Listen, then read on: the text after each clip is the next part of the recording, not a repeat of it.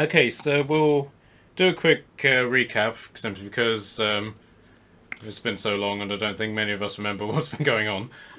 It's been a second. Hot second. Okay,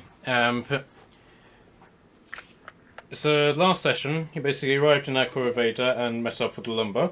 But you've obtained your writ to basically beat the living crap out of things and whack things with your axe. And after doing a little bit of shopping and staying at the inn, Kashan, you organised for your metal shards to be organised into a chainmail vest. Oh, I forgot about that, yeah. This is day 1 of 7 that the blacksmith promised. Okay. Then you went to the dwarven merchant to discuss selling the bowls, and he basically said that he would basically give you the full worth of the bowls, but he doesn't have the money on him now. So come back in a few days whenever he's got his shop set up, and he'll be able to buy them from you at full price. Cool. You then went back to the marketplace because that's where the communal boards were, and you've accepted a mission, as it were, to go to the north to clear out a bunch of bandits who have taken over the area. And potentially look for our hidden base. Yes. Yes. Okay, so you're standing outside of the noble dwarf's house, or Kashan standing still inside, with the donkey and the rat, which is still in there. The Tordum let loose. And so what would you like to do now? I mean, I think we should probably just start heading north, I guess. If anyone has any other things. Actually, one of the... I did want to potentially visit one of the other smiths and see if we could get... I could make some javelins out of the remaining bits of metal that I have. Okay, so you got an elven smith there, a human smith, the orc smith that you were talking to, and the dwarven smith there. I'll go for the elven. I mean, you know, elves, accuracy and stuff. Because I was thinking on this about you saying that like the shards were like piercing the shields and stuff like that. So I think they might potentially make for good throwy things. Seems reasonable, right? Okay. Because you just don't have enough javelins in your group, of course. No, I mean I've only got 2 on me, right? And the lumbers makes lightning. Therefore, yes. Clearly I need to make quality overcome quantity. Okay, so the smith's shack is significantly different from the other sort of smiths in the area. This one is very much just a case of like 4 large pieces of wood have been put together, nailed to the ground, and then something resembling a roof has been put over it. It's a very ow, that's finger, ow, right. They very much just been hobbled together, and then this guy has moved in and has effectively set up shop. As it currently stands, all of himself and his equipment is taking up the entire area, which is underneath this roof. So it's very much like a kiosk as opposed to an actual shop, if that makes sense. Mm. The elf himself is working something on Nanville, and he's where the orc was basically hammering stuff very slowly but powerfully. He appears to be enacting a lot of small hits, but in very rapid succession. Cool. And he hasn't noticed that you've arrived. He's working on something small. I'll give a little. One moment. He carries on hammering. I'll let him finish what he's doing. Okay. He appears to be working on some sort of longsword, because He finishes hammering, flips it over, hammers it again, and then just stabs it without even looking at the barrel into a barrel of water. Whatever the mixture is with the water, it appears to have some sort of oil in it as well, because the entire contents of the barrel just bursts into flames, very, very momentarily, and then the flames die. How can I help? Well, how many shards of metal do I have left? Does anyone have a count? Because I've got 52 pieces written down, but I don't know if that was before or after. You took the pieces from everybody, Right, okay. so you had like 70, so 52 is accurate. Okay. I'd like to ask him sort of how many of the shards he thinks it would take to make like a javelin or some sort of like piercing weapon, maybe a spear. Well, it depends on what sort of weapon you are looking for, Lord. My people use full metal spears, and that's the sort of spear which I will present to you. But if you're looking for sort of the more cruder and cheaper varieties, the spear head would be the metal part, and then the wooden shaft after that. My people take great care of our shafts, you understand? I can understand taking care of your shaft. How many shards do you think it would take to create a full metal spear? Well, are you looking for a throwing javelin, which is somewhat smaller than spear, or something you would use in a phalanx formation, or are you looking for something along the lines of a pike to take down horse riders? Oh, that's a good question. Maybe just a little one that you can strap to a forehead. I'll keep a hold of the shards for a little bit, depending on how well the spear goes.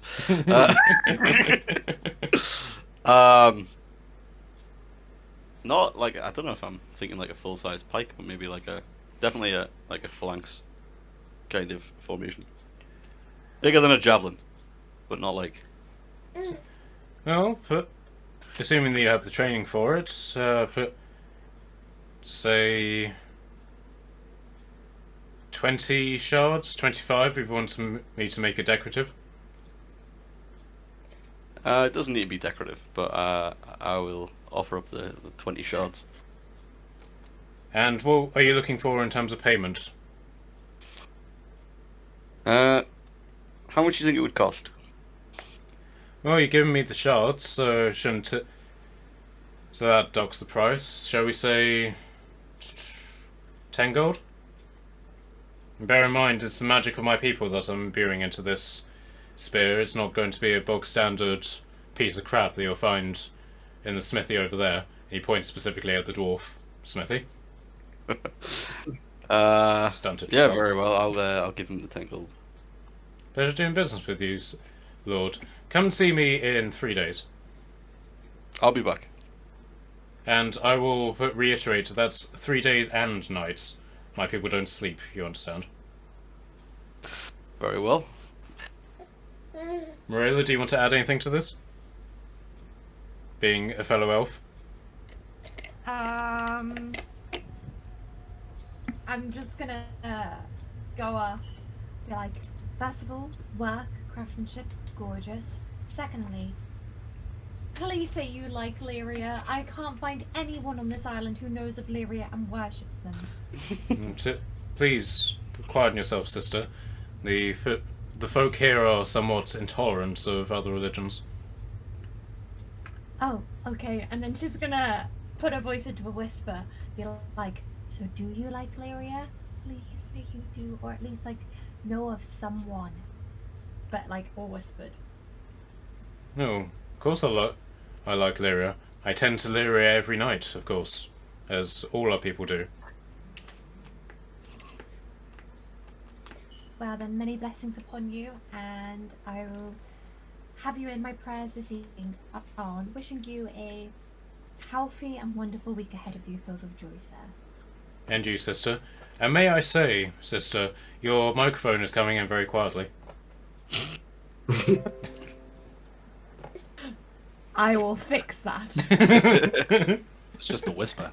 I mean, I can fix your microphone for say 5 gold, if you prefer. 5 gold! no, that is a rip-off, mate. Man's gonna make a living. McKelly and Liam, do you all do anything?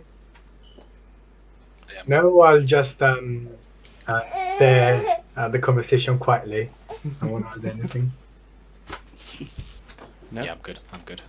I'm just seeing temple timbers. I feel like Alumba's standing there tapping his foot and just being like, "Can we go kill some bandits now?" I'm getting itchy. He's like a smoker's addict, and he's just like tapping his foot, and he's like, "Hello, oh my god, will you please get to the end of this conversation?" He's got a trigger finger itching on his hammer. Yeah. I could just imagine a lumber actually being like Blackbeard who had like lit cigarettes in his hair to make himself like look more terrifying.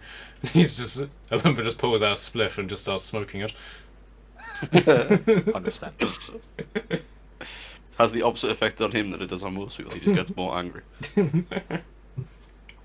Okay, guys. So what would you like to do now that you've obtained this piece of business? I'm good to head northward. Okay. Whatever. Do you want to take the bridge or the river crossing? So where are we heading to? Assume just over So this bridge. area here. Up that way. Alright, okay.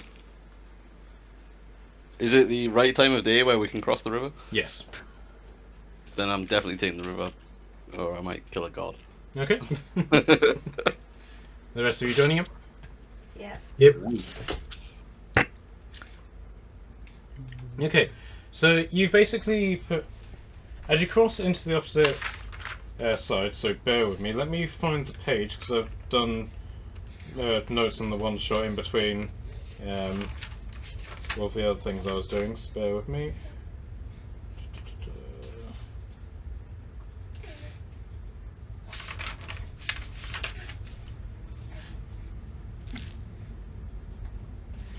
Okay. Okay, so as you cross over to the residential district, you see that the people here are all congregating in large groups and awaiting a sermon from the various priests. It appears to be some sort of religious day, and something similar to High Mass is occurring, sort of just in the streets. The priests all appear to be part of the Red Paladins, and are flanked by at least 2 other Red Paladin warriors. Do you guys want to linger and listen to this, or do you want to simply pass by? I think pass by.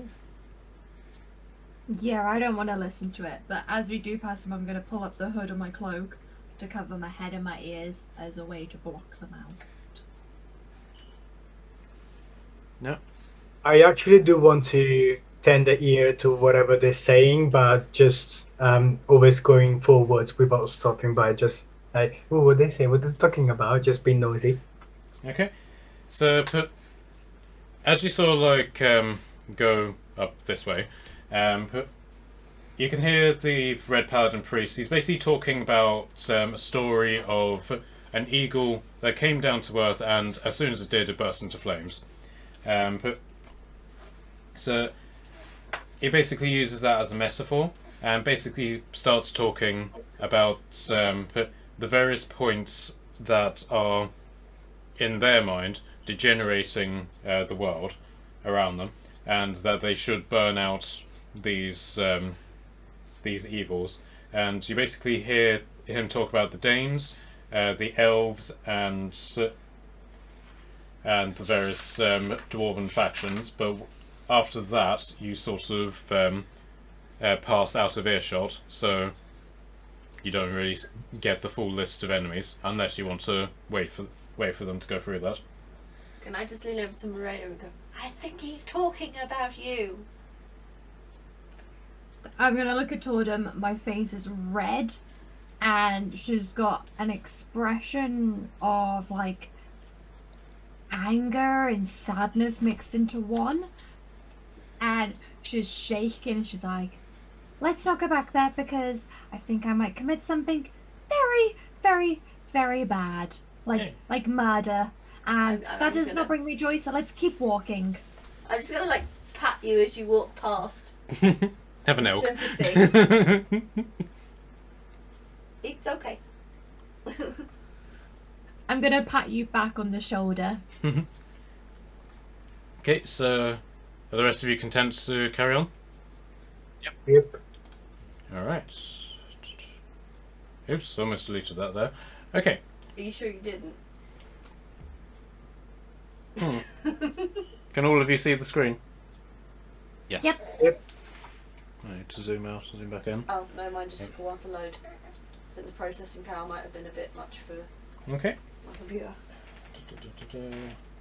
Okay, so the crowds are fairly dense, so you sort of have to push your way through. You see multiple different sort of sermons going on, and they all seem to be pushing the same sort of message, that basically anybody who isn't a Saxon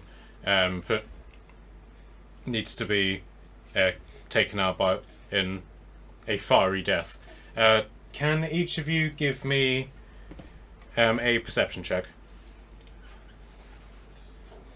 Who on the blanket? What do I add to perception? Oh, Yeah, I 5. don't remember my plus one. I got 16. 14 for me. 13. Oh, my dice have gone all sparkly. Yes, I brought 20. some dice. Oh, thank you. And she comes 20 again. One day you're gonna think I'm lying, and I'm not. I'm gonna have to like get a camera just so you can see my dice rolls. Well, you should have seen the very first combat session that we had, where Docker rolled 20s, literally every dice that he rolled. Right. That is incredible.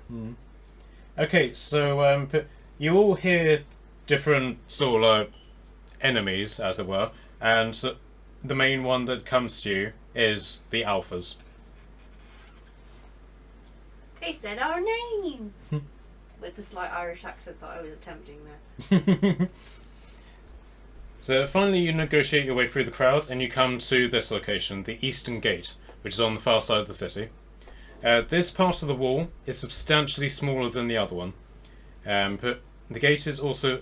The gates that are here and here, for pings, but they're substantially smaller as well. And it's clear that there's far less traffic coming through here. You also notice that all of the soldiers here are in different uniforms to the ones that you have recognised. But basically in this entire area you can see that these soldiers are practicing manoeuvres, and a series of dwarven warriors, all with sort of similar style haircuts but different sort of facial art, are basically just lounging in this area, either just like laughing or attempting to actually do something with these people. There are 4 raised wooden platforms where people are practicing sword and shield manoeuvres, and while the dwarves who are standing by these platforms are just all yelling at them in a sort of drill sergeant-y fashion. Straight ahead of you are a line of archers who are shooting at targets. Their aim, as you can see, is very, very shit.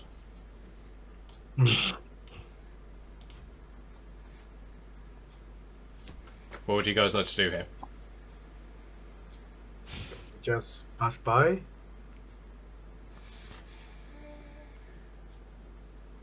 The soldier in me very much wants to show these archers how to shoot a bow and arrow, but similarly we have things to do.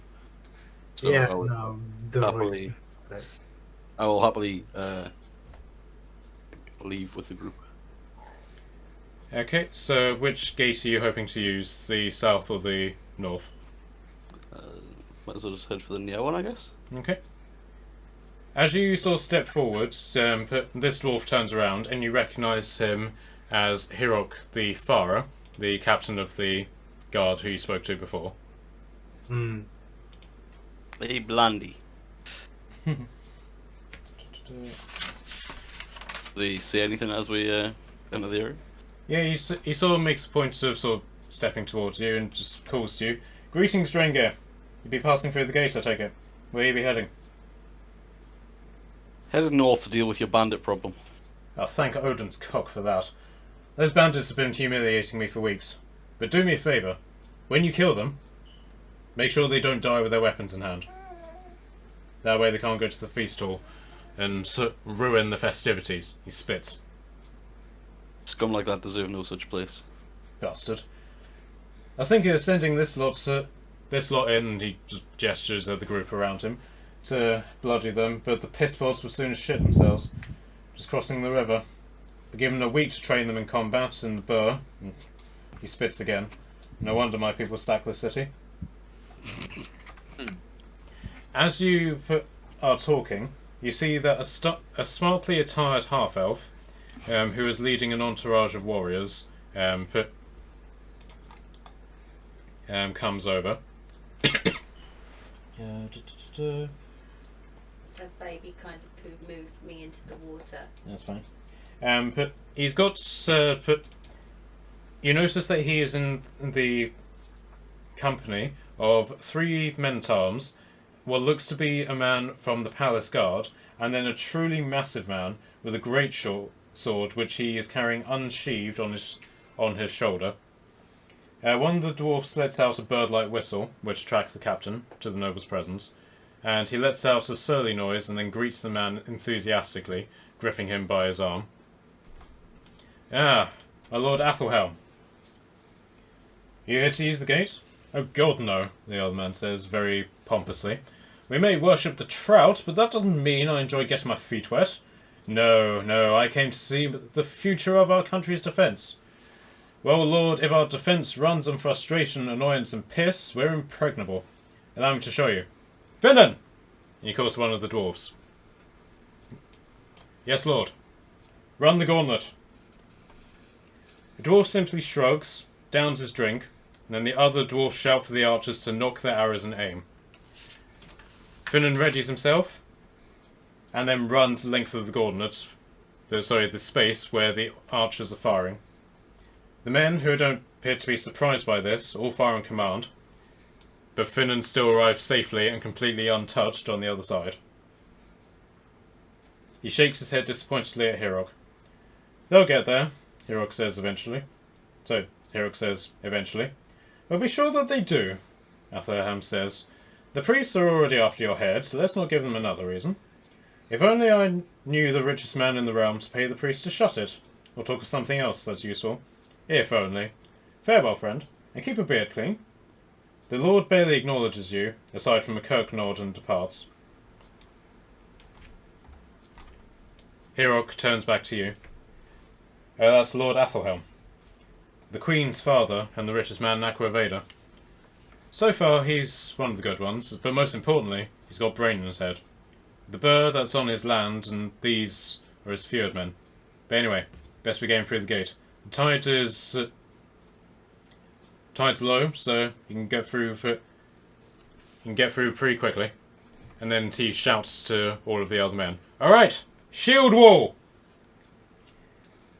It takes a while. So, do you want to pass through the gate, or do you want to witness this? Well, I'm confused now. Well, you can't stop, and then you stop in the middle, so carry on. Sure.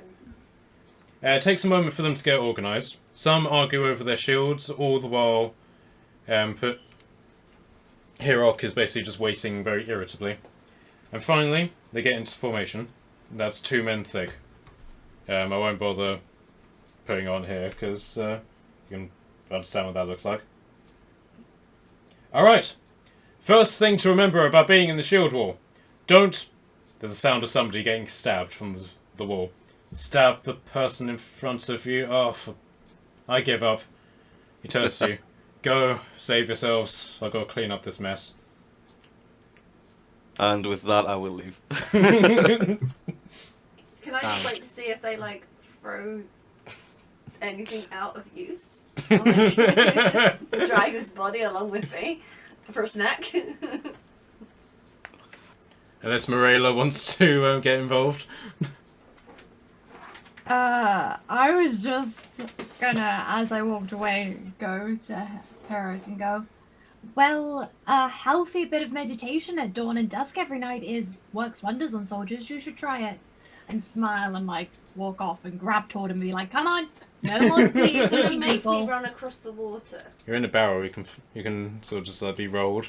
'Cause I'm gonna roll you across the water. The two dwarves at the gatehouse who are just laughing, completely unrestrained at what's just happened. They just gesture you through, and you're now on the far side. McKelly, I'm assuming you're going with them. Yeah, I'm going. I'm coming. I just have visions of Kelly just sort of like balancing on the barrel as Moran is pushing the barrel along. Okay. He's like meditating on the top. Yeah, McKelly's definitely the most graceful one getting across, I think. Yeah. Can I roll it just for the fun of it? Yeah, just give me an athletics check, and you can just if you get high enough, you just walk on the water. Let's go for it. Oh yes, 20. Like pirouettes and everything on his way across. Yeah, you Assassin's Creed over the water. I'm just gonna stand and applaud. Yeah, you parkour up I'm the not gonna wall, say and then anything. I'm just gonna stare and You- put on my clothes. yeah, you parkour up the wall, and then just leap of faith to the other side of the river. And land perfectly. Okay. I'm in complete awe. Okay, so you go through another very narrow tunnel, which is just about wide for you to walk two across. In the case of Kashan and Lumber, single file. Yeah, that tracks. The tunnel is going at a descending angle, so by the time that you reach it, you're treading water. And you can see that the tunnel is rhythmically flooding and then draining with the tide. So the potential is that the tunnel at high tide will be completely flooded. Okay. So, do you just want to head north, travelling to the ruins now? Or do you want to explore the eastern shore? I think we should just be heading I think. northward. Yeah. Yeah. Okay. We're gonna have a Lumbar as our resident alpha lead the way. Yeah. I think that'd be the best thing. Giving his lay of the land. Okay. Yeah, that's fair enough. So as you travel, the weather changes to just generic miserable clouds. It's not necessarily threatening rain, but the sun is completely blotted out, and just like a generic miserable British day.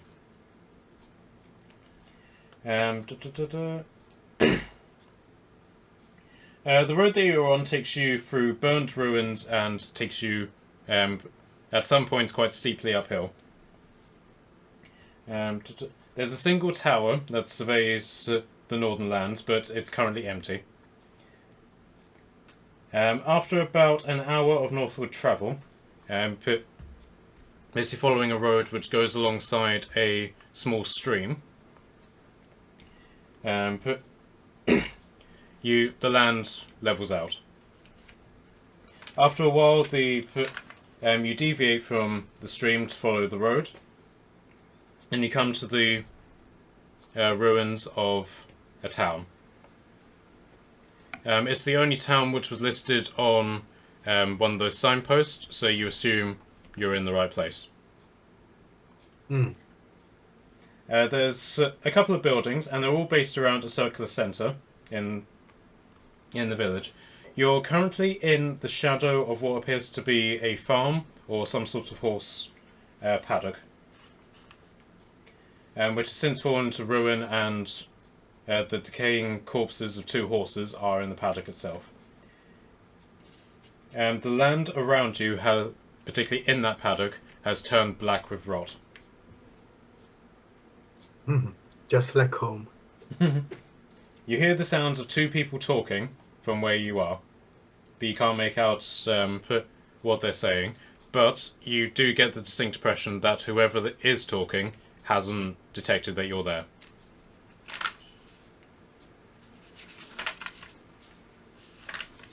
I don't think we've been detected. Okay, how do we want to play this? I could cast thaumaturgy in a different direction. We could sneak up and kill them. When did you get so killy? Your energy is absolutely terrifying. I love it. I think being around all these people who worship the trout is starting to mess with me. And Frank, what are you doing here? I whisper. I don't say that loudly. I whisper it. Oh, I'm not here, darling. I'm just in your head. You obviously have something on your mind. Guys, did everyone just see Frank? Please say people saw Frank and I'm not going crazy. I need to go back, I think. This was bad. I saw Frank. Good, I'm not insane. Who's Frank? Don't be cruel. What do you mean, who's Frank? You know who Frank is? Unfortunately. You've spoken to them. I hang my head sullenly. Unfortunately, that's true. Or I could create water and, like, cover them in it. And do what? I don't know what that would achieve, but I like where I you can go. create up to 10 gallons of water. There's a lot of And water, I can actually. fall as rain in a 30-foot cube. So I could drown them. And then I could burn their bodies after. I'm concerned Yeah. about the cleric. I probably shouldn't be giving you advice, but you could like drop the water and then one of you do like shocking hands on it. And just like electrocute That everybody. sounds fun. Let's do it. Alright, the wizards are terrifying. It's not as if somebody hasn't lightning I would- javelin or anything like that. I would like to attempt to start like sort of sneaking around the back. Of, Okay, like, Yeah, so- I was actually thinking about the same, and then trying to hit them from behind. But it looks like As much the as I- way we go is kind of like. I mean, we can take this one out, lure him from here, but then after I mean, that, I'm fully down for Marilla to drop Drown water them. and then a Lumba chuck his lightning javelin in. Do you have a lightning javelin? We could try sneaking first, though. That does sound much more logical. And, like, probably morally better than drowning someone, than electrocuting them, than burning them. I was thinking we could go for like a two-pronged thing. Like I can sneak around. Turret can come with us potentially. yeah, we That's can good. do both. I mean, I we can try to sneak around, and then we can drown them and electrocute them and burn them and whatever. And if it goes wrong, I can use thaumaturgy. I can use thaumaturgy to distract them if we think it's not going to work. I can make something... I think she just wants to Move. cast Thermagard. Yeah. Sure, let's do that. Alright, I will attempt to sort of sneak around the back of this building, I guess. Okay, so because the building is in such a state of disrepair, you are completely obscured from the two on the other side, so you don't need to worry about stealth at the moment. Who is going with Kashan? Me. No. I'll go. Okay, so then Morela and Alumba are going the more northern route. Yep. Okay. Okay, so the guys who are going south, you can now hear the people talking in a bit more detail. So what happened to Aiden? He got killed in the rain. Well, I heard he banged Cassandra to death. Well, kind of. He and Cass decided to spend the night in here, banging the living crap out of each other. The only problem is the roof fell on him midway through, and Cass was forced to wait in here, hoping the roof wouldn't fall on her. What did she do? She carried on without him, of course. The two both start laughing their heads off. What? Come on, we need to get this rubble put out so the chief can get that wall built. Okay, so you three, can you give me a history check? 13.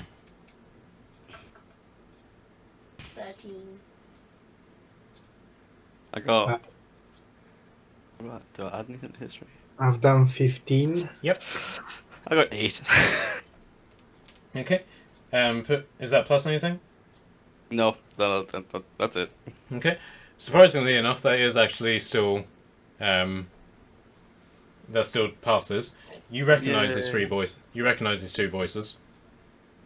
What? Are these the two Don't idiots tell from me. the town?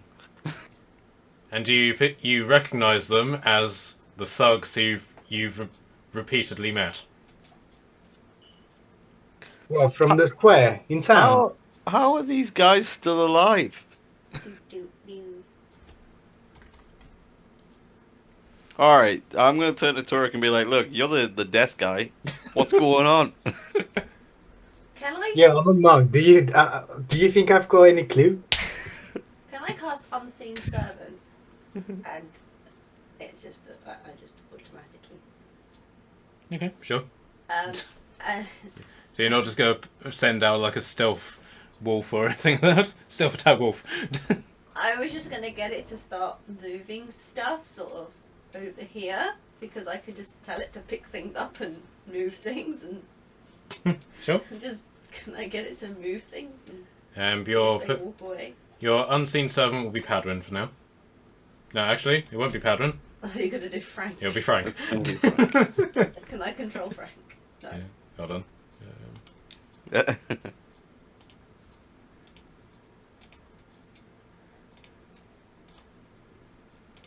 you go. Okay. All my unseen servants gonna just start moving stuff around, so sort of like picking up a rock and walking it over here, and then maybe picking up a stick and walking it over here, just to see what the guys do.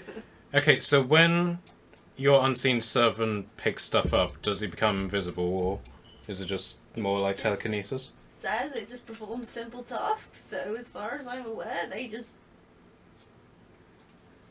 see it moving and picking things up. Hey, do you see that? See what? There's that stone's just floating through the air. And it's probably just a glitch with the game. Just a what, sorry? A glitch with the game.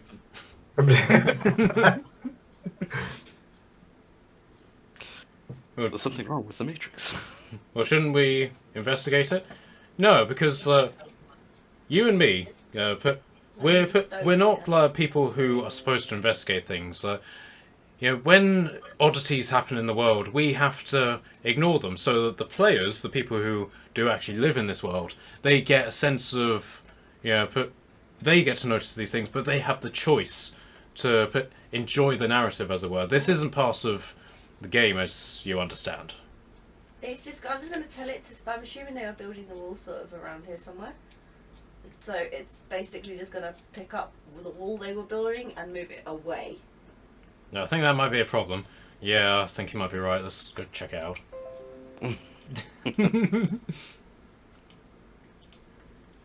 Okay. Can we have the unseen servant lead them towards us and potentially just I ambush them? can do if that's what you want me to do. I didn't know if you wanted them to go away or to.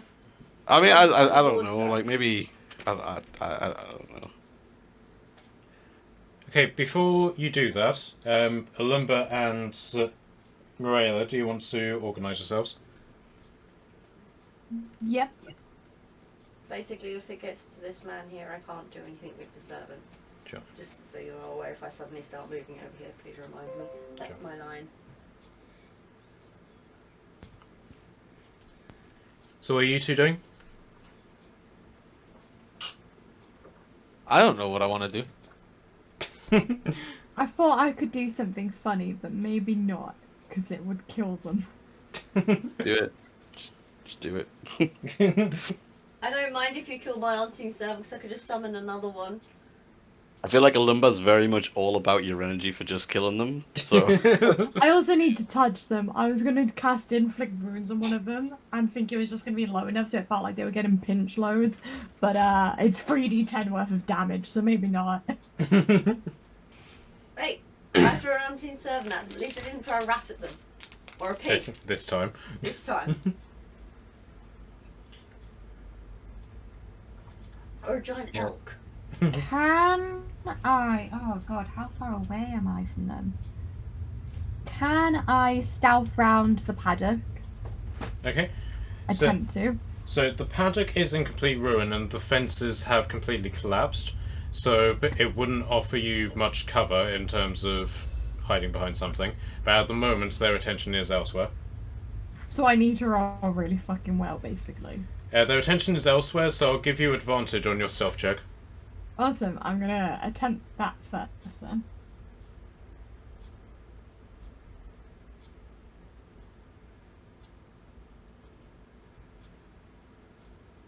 I'm very glad I had advantage because my first roll was a 3.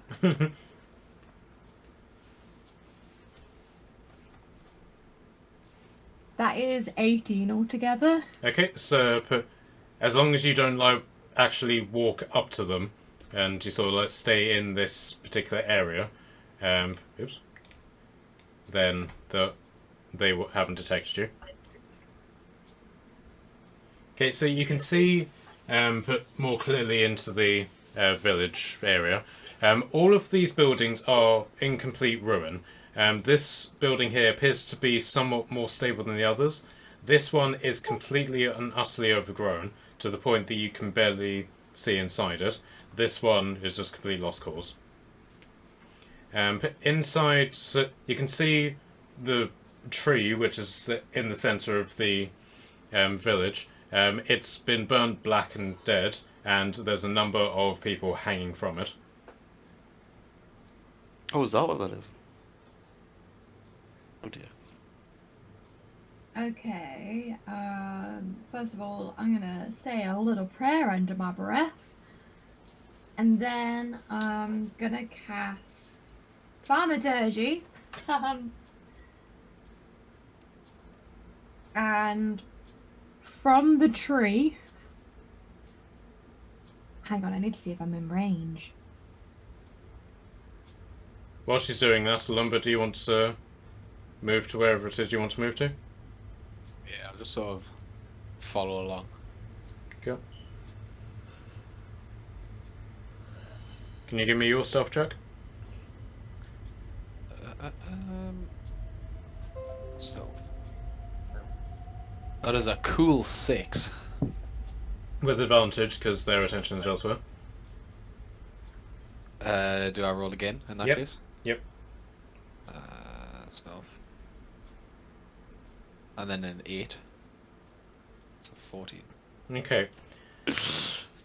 As you are sort of plodding along, you step on a piece of wood and it splits, it cracks underneath your feet. It doesn't attract the attention of these guys, but the 2 elven women sort of perk up and start moving slowly towards you. Can I, as he does that, I'm gonna look behind and we're gonna go, okay, just stay really, really quiet. And from this point over here,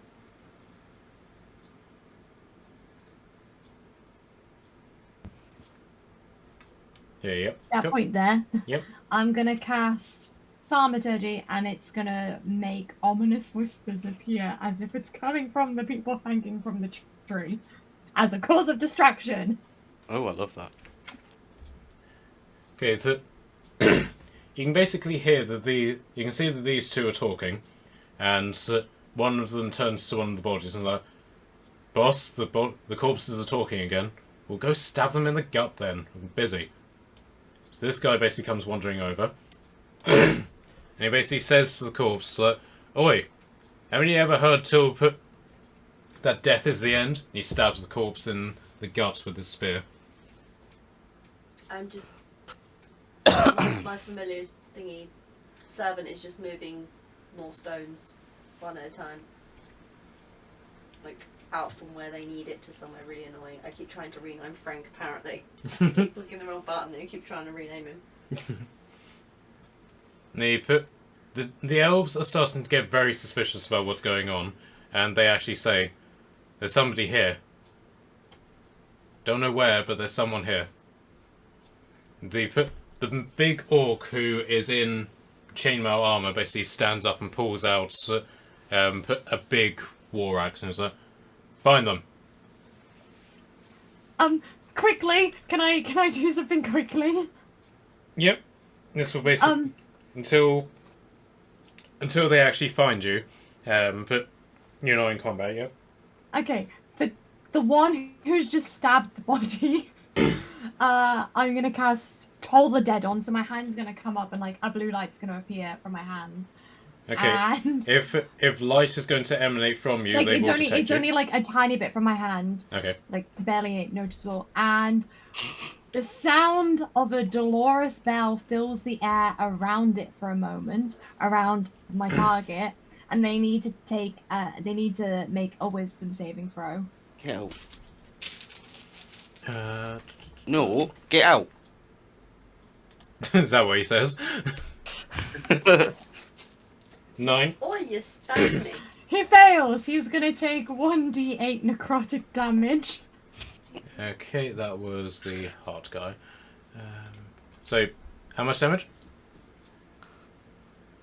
And that is 7 points of damage. Oh, ouch. Okay, maths time.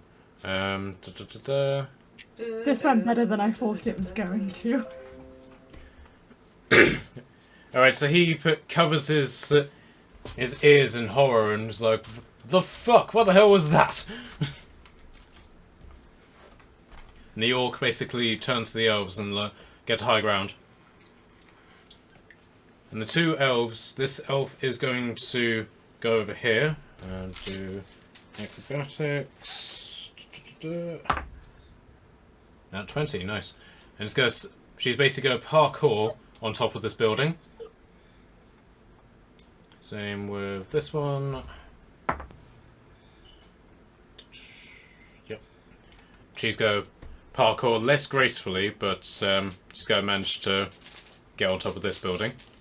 And then the orc boss is then going to say, formation. So these two band together.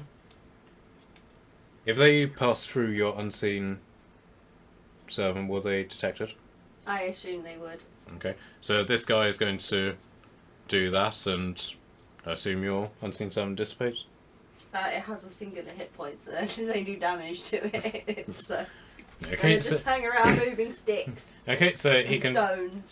So he's basically going to make a strike against it, and yeah, so it's only got 1 hit point then.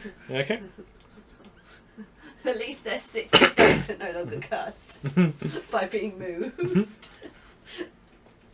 So the orc basically moves in between these guys and basically just shouts out, "Come out, coward! Come and face us!" Can I just summon another unseen servant? Is there a cantrip or? Pretty much, yeah. Okay. Where do you want him?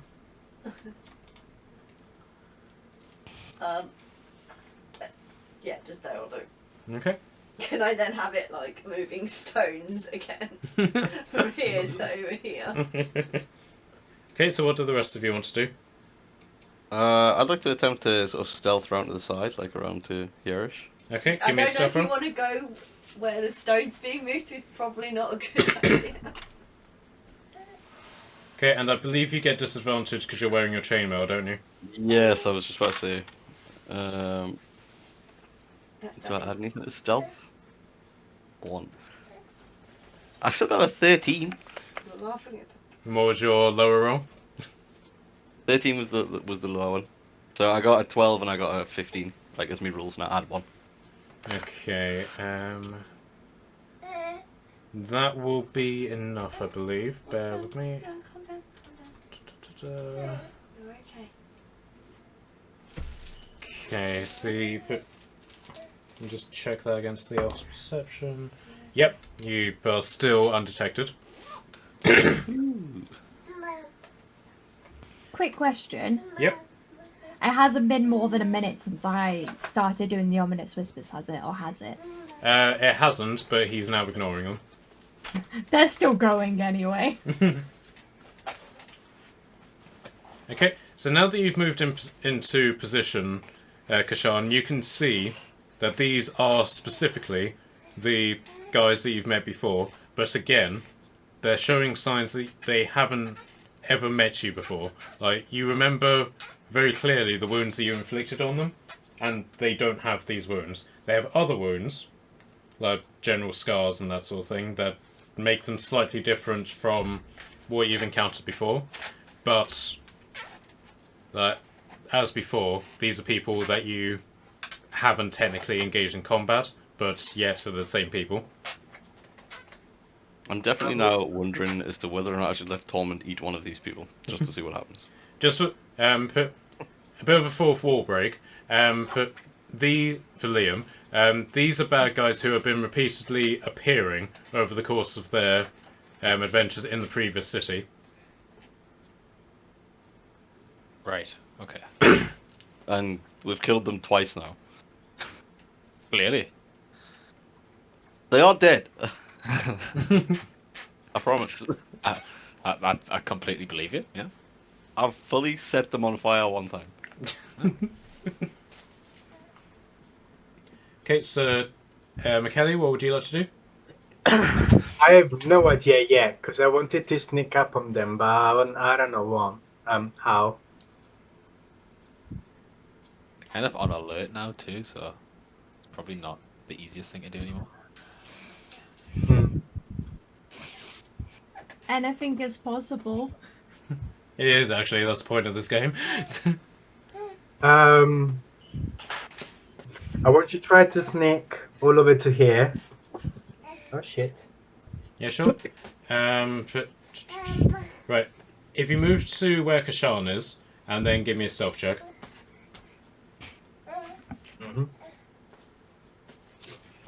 Stealthy. Oh yeah.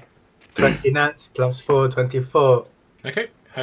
So then move to where you want to go to, and then give me another stealth check. When I pass by Kashan, I'm just gonna say, the cat is moving.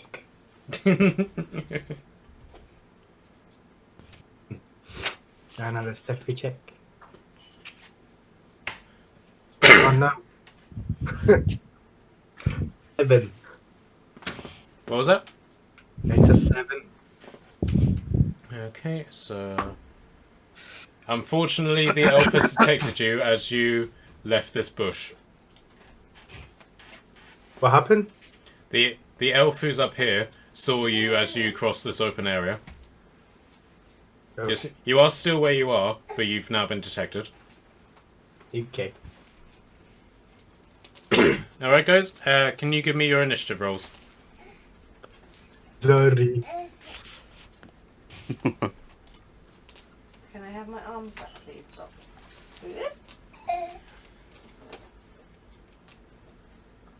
Yeah, my initiative is 3. Okay. Where's initiative? Are you adding anything to that? Next to you, no, that is adding. I rolled a 2 and I add +1. Okay. 15. Initiative Oh, is yes, next to you I is found it, I 3. found it. I have 14. I have a 16. Wait, And so I have a 15 too. it's a 16, 15. Oh, 16, 15. 15. 15. So, Michaela, what did you get? 15. 15. Can you and Nat re-roll? Sorry, David, what did you get? 3. And Liam? 14. Okay. 9. 15 again.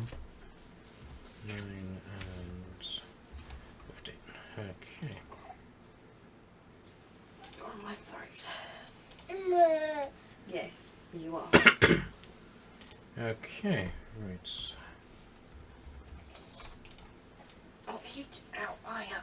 Okay, I rolled the initiatives prior to loading this up, so this guy has first initiative, so he is going to he's going to head off in the direction of you, Turek, but so he damn it. So he's going to make it there, and that's his move. Charlotte, you're up. Okie dokie. I am What do you do? going to cast Firebolt on the orc that's like in front of me. Okay, so a lumber then. Oh, please! Wrong one! You failed the cell check. Quickly, turn around! And they need to Oh make... my god, damn. Never upset the priestess of light. She's never happy. She's not racist, it's okay.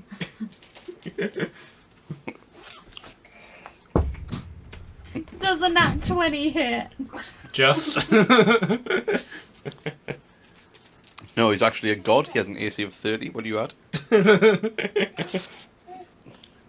Yeah, you double your damage, don't you, with a nat 20? Yeah, so do your normal damage, so whatever dice roll plus whatever it is, and then double it. Hi. Oh. That is 6 fire damage. In total? Yeah, I only rolled a 3. Okay. That's disappointing. Very disappointing. Big crit. Huge. Hold his butt up. I'm sorry, guys. Okay, he now knows where you are. Oh wow. Or just like the general sort of point where you're at. Anything as a bonus? Hello. I'm gonna summon my spiritual weapon! Yay! You Hello. need to come up with a name for an accent for this magical weapon. I do, I'll work on that. Okay. It can't be Morgan Freeman because that's the elk. No, the elk is down to Vito. That's it, Don DeVito's the elk. So yeah, Christopher Morgan Walken. Freeman is free. Okay, so the red one, having seen what's what, is... For God's sake, red. He's going to charge the magic weapon and challenge it to a duel. So he's going to attempt to hit the magic weapon with his hand axe. Does a 19 hit? My magic weapon? Yeah. I have no idea. I don't know if it has an AC or not. I'll assume that it does, so, and that did hit. And Yeah, it doesn't say anywhere. okay, so I'll just simply assume that it's managed to knock it to the ground. It's still active, but the weapon will need to sacrifice half of its movement to get back up again. Okie dokie. Okay.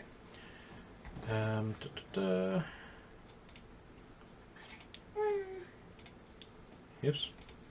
Yeah. Okay, McKelly, you're up. Oh yeah. Right. Can I, since they all detect me now and they know the Jace, apparently it's just me for now. Can I jump on the roof here? Yep, so the building is 15 feet high if you include the roof. So you can basically do a climbing movement of that, and then you have 15 feet of normal movement afterwards. Okie dokie, just let me think. Hi.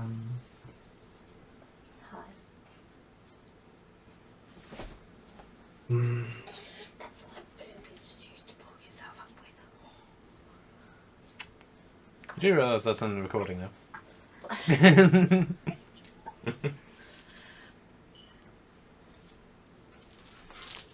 Okay. What about if I do an acrobatic check to get on the roof? Yeah, you could do that. Yeah. And Hi. what can I Please don't. what can I do after that? If you succeed an acrobatics check to get to the top of the roof, you can then move with full movement. Bar Cool. the 5 feet that's taking, so 25 movements in total. Yes. Alright, let's do an acrobatic check then. Oh, you fucking fucker. Roll the 8. Okay, I'll still say that succeeded, but in exchange for another 5 movement. 5. So once you get to the top, and you're now here, you now have 23rd movement left. Cool. Which I still just enough to wanted to get. push the little F down the roof. But trying to engage with him and push him down. Yeah, sure. So move into position Mm-hmm. and then make your attack. Yeah. So That's what. can you do your 2 quarterstaff attacks first, or are you just going to use your unarmored attack and then push her back? It's 3 attacks, so it's quarterstaff. Yeah. So, but which are you using first? Are you going to push her back, or you go give her a couple of whacks and then push her? I guess. Oh, I didn't expect I can do that. So I guess I'll whack him first, and then I'll push away. Okay. So give me your quarterstaff attacks first. 10 and 10. Beautiful. Are they plus anything? And now sadness and depression. Okay. So those didn't attack. So sorry, didn't hit rather. So give me your punch attack now, Wait, and +1 to it. I don't know if it automatically includes it. I think he does. Okay. It's 20. Does 20 or not? No, 20 in total. Okay. Right, so yeah, that hits. So do your damage, and then we'll move on to being pushed back. Cool. It's 7 damages. 7 damage. Flashy damages. And yeah. So 7 damage again. Okay, so what do we need to do mechanics-wise for being knocked back? What strength save do they need to do? Come again? What strength save do they need to do? Hold on. I can look it up if you want. Would it not just be opposed strength? It's a particular technique that he uses as part of his, as being a monk. He gets to push them back by a certain amount. Oh. I can't find it. Oh, okay.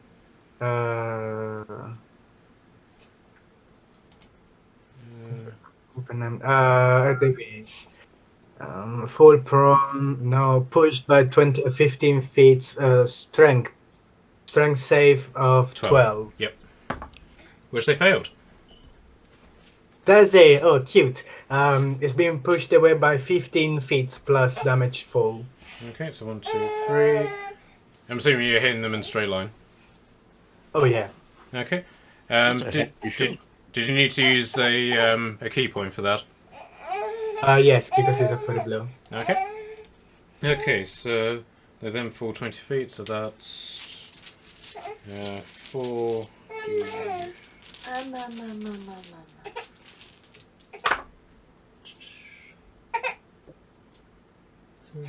6, 10. Right, so that's 11 full damage they've taken. Well, in total. Yep. With my damages as well. I know. I've calculated your attack damage. Now their full damage is. Oh, okay. An extra 11. So you've done A lot of damage. 18 damage. Mm-hmm. Big hits. All right. Do you want to? Right. So that's your turn. Come on. Right. Natalie, you're up. I want to move here. I've checked it is the right distance. I'm going to use magic missile On. on this guy. But I can't do one. The orc. Yeah. Yeah. So it's quite hard to Yeah. Don't worry. do. So casting at first level. Sure. So it just automatically hits. Yes. Put. When you cast a second. Ah! Don't pinch me. Sorry. One more dart for each slot above first level. So Yeah. So put. So you that's basically. 4. Yeah. So you send off 4, but you need to roll them individually.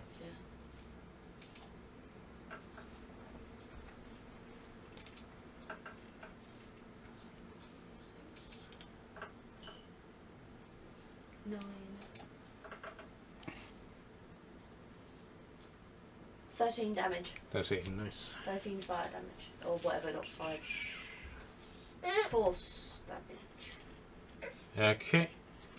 On the screen. Is your unseen servant still doing stuff, by the way? Well, I can make it do stuff on my bonus action, so 1 second. So this guy has basically just come to investigate you, and he's just taken 4 magic missiles straight to the chest, and he's just like, blah. Better than that, he's still standing.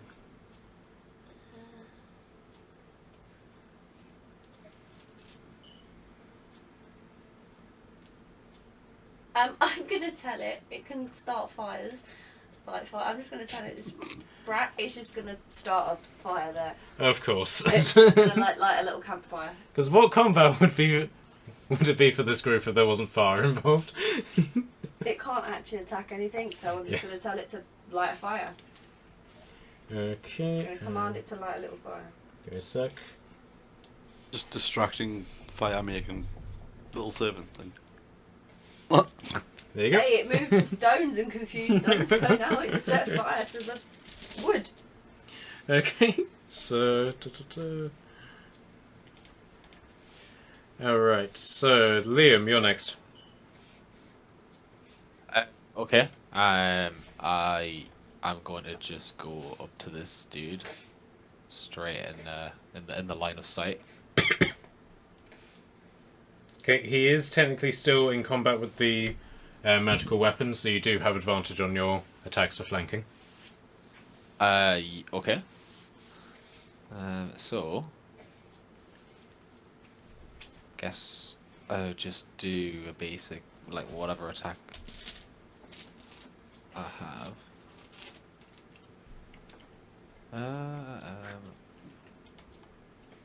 Right. Am I gonna be rolling like the Warhammer like damage thing, or like what am I doing? Okay, so are you using Roll20 for it? Yeah. So, D&D Beyond, rather. D&D Beyond. Yeah. Okay, so the first, next to your Warhammer, you've got your hit/DC square, which should be plus something. Yeah. Click on that first. Okay. Look, 25. What do you have to hit there? Next to the door from Thursday. Is it plus? What's your plus to hit? I got +6. Okay. I thought you created your first roll. And 19 plus 6. Okay. Right, so let me bring up your profile, bear with me. Come on. Okay, so you're rolling your Warhammer, yeah? Yes, yeah. Okay, so you have 2 options. You can either attack one-handed, in which case you use the D8, or two-handed, in which case you use the D10. Oh, is that what that is? Okay. Is there any difference other than like one's gonna do 2 more damage? Basically, if you use it one-handed, you can then use one of your hand axes as a bonus attack, or you can do more damage with your Warhammer. Yeah, okay, I'll do one-handed then. Okay, so the D8 plus 4. So that is a 9. Nice. That's against red guy. Yep. Okay. Okay, and then with your other hand, you can then do an attack with your hand axe. Hand axe, okay, bro. I don't have to do the hit again, do I? Yes, you do. Oh, I do, sorry. With the hand axe. Right. Okay, I got a 26 there. Got nat 20 and then +6. Okay, so With the hand. basically roll the Great. damage, and then whatever number it gives you, double it. Okay, in total is 12. 12 damage, nice. Gosh darn. God Okay. damn! This guy is not looking particularly healthy. Can't imagine why. Get love that he- slashed, fool. Yeah, so you just like completely just whack him across the face with your Warhammer. It is like you just completely like his jaw just collapses and teeth fly out, and then just to add insult to injury, with the other hand you just go dunk with your with the blade of your... You don't even use the blade of your axe, you just poke him with the handle. It's very Chad to hit a warhammer with a single hand, isn't it? That's asserting some dominance right there. Okay, now because you've used your axe as your bonus action, you can't rage this turn. Right. But if you decided to rage next turn, then you wouldn't be able to do your hand axe attack. Okay. Does that make sense? Yes. Okay. Alright, so the orc boss, seeing you specifically, he's going to just roar at you, and then roar to the other guy, "Back away, coward! You, Kingsman, you're mine!" Nice. And let's see if he needs to dash towards you. Is that fire? Yes. Oh, okay. I started a campfire. Take a guess who started the fire. I didn't do it, the servant did. Well, Ooh. technically speaking, that's a broad question, because everyone's guilty of fire at this point. I am. Oh, okay. Because there's you with your fire rune, there's Tordem with being Tordem, there's Morela with being Morela. So, There's also me breathing fire inside a brothel. yes. Whoops. Okay. So, this guy has a great axe and a spear, and he seems particularly versatile in using both of them. So, Alumba, he's going to give you a good old-fashioned whack with his great axe. What's your AC? Let's do it. Let's have a look. Where am I looking? Right, so on your... it's... arm class is 14. It's the one that's in the picture of the shield.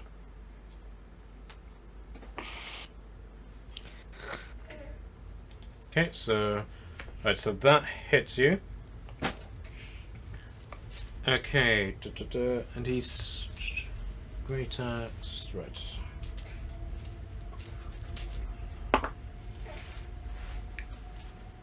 And... 9 plus... He has done 16 damage to you. God. Okay. That sounds a lot. And he is then going to try and stab you with his spear, which also hits. 1d6. 2.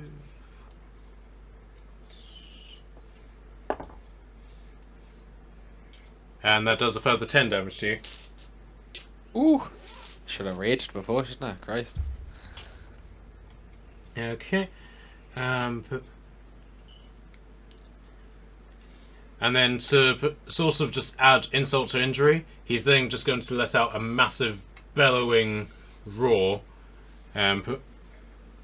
which the other warriors who aren't these two warriors, and to an extent this guy, but lesser because he's fucked, but they all take up the cry, and you can see that they have a certain level of vigour still about them.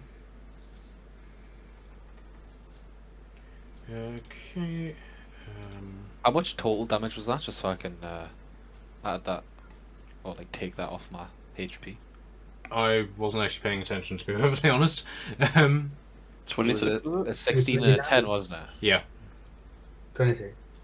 26 damage. Oof. It's alright. Tiny boy.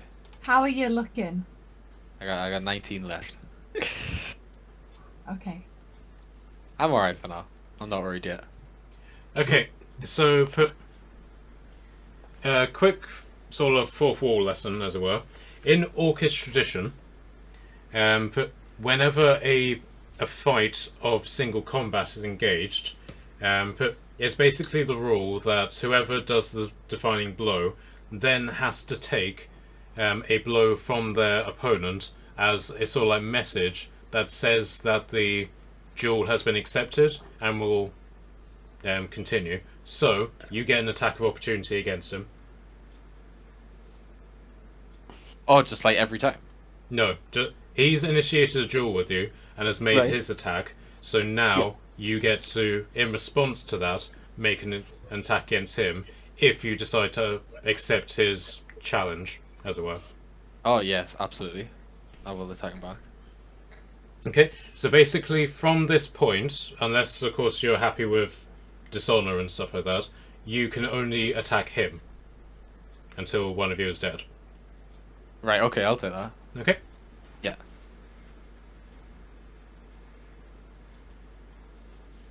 Okay, so are you attacking two-handed this time? Yes. Just do the roll here. So I got 18, Yep, that hits. and then two-handed attack. Oh god, that was a. Wait, the dice said 0, but his count was 10. So Yeah, so 14. Okay, 14 damage, yep. Yes. Well done. That was a good hit. Max damage. Okay, 3. Okay, so the snail thug is. He knows that that the boss is now engaged, so he's now going to move towards Turek. Let's see what's going on there. But that's all he can do. So, the archer, this one specifically, sees Turek and is going to fire an arrow at you.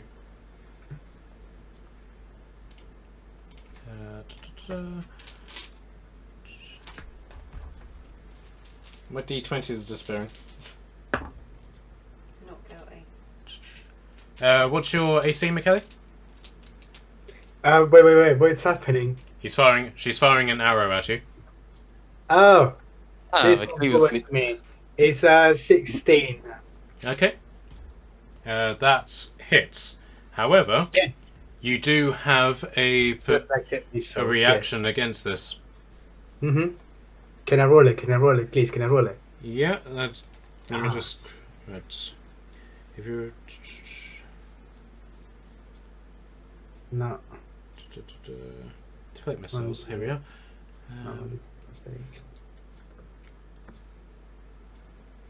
I don't know how to roll normal dice on. Okay, you see in the bottom left-hand corner, there's a red D20 symbol. Look at me, I'm here. Use me. Same thing. No, wearing you in glasses. No, don't do it. No. Okay, No. so for everyone else, basically, if McKelly is attacked by a ranged weapon, he has the chance to deflect it or catch it. So, what would you like to do, McKelly? Do you just want to deflect it, or do you want to catch it? Basically, it says I'm rolling a certain amount, blah blah blah, Yeah. and that's gonna reduce the amount of damage that I will receive. Yes. And if my roll will get to 0, I can use a key points to use it as a range attack in this turn. I Yes, guess. but in order to do that, you need to voluntarily catch it, or instead of deflecting it. If you deflect it, then you're sort of like knocking the arrow away you from can you. reflect or catch. Okay. Yeah, I'll try to catch it. Why not? It's my first time. Okay, so give me your D10 plus 8. We.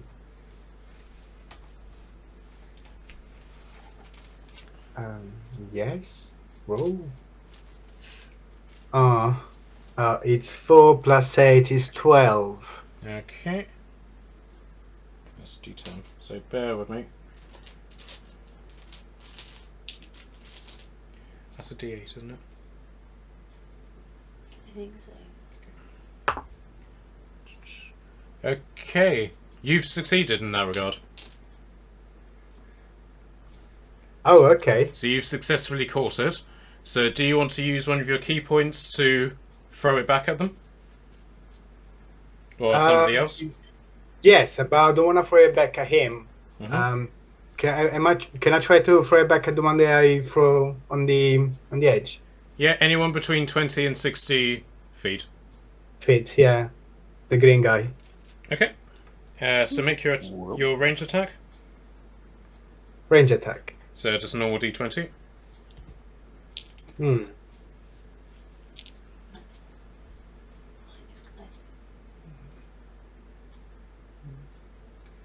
That's a 7.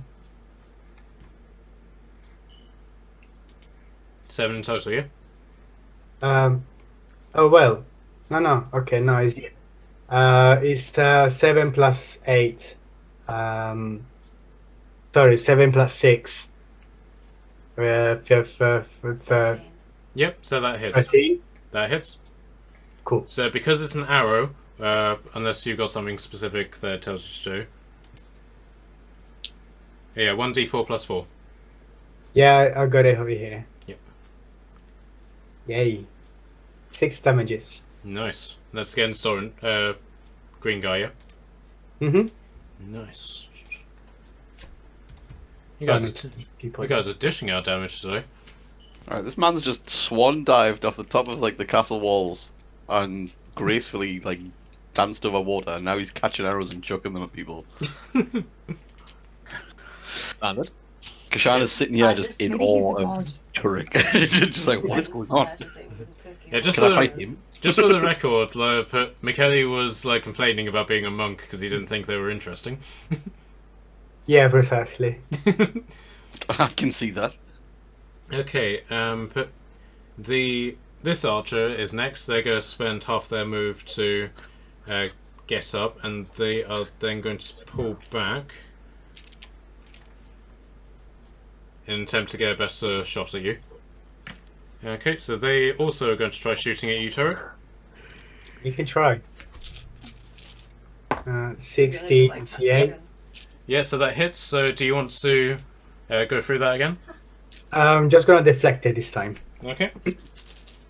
So, how much damage? 48. Okay, so you need to beat 12 damage.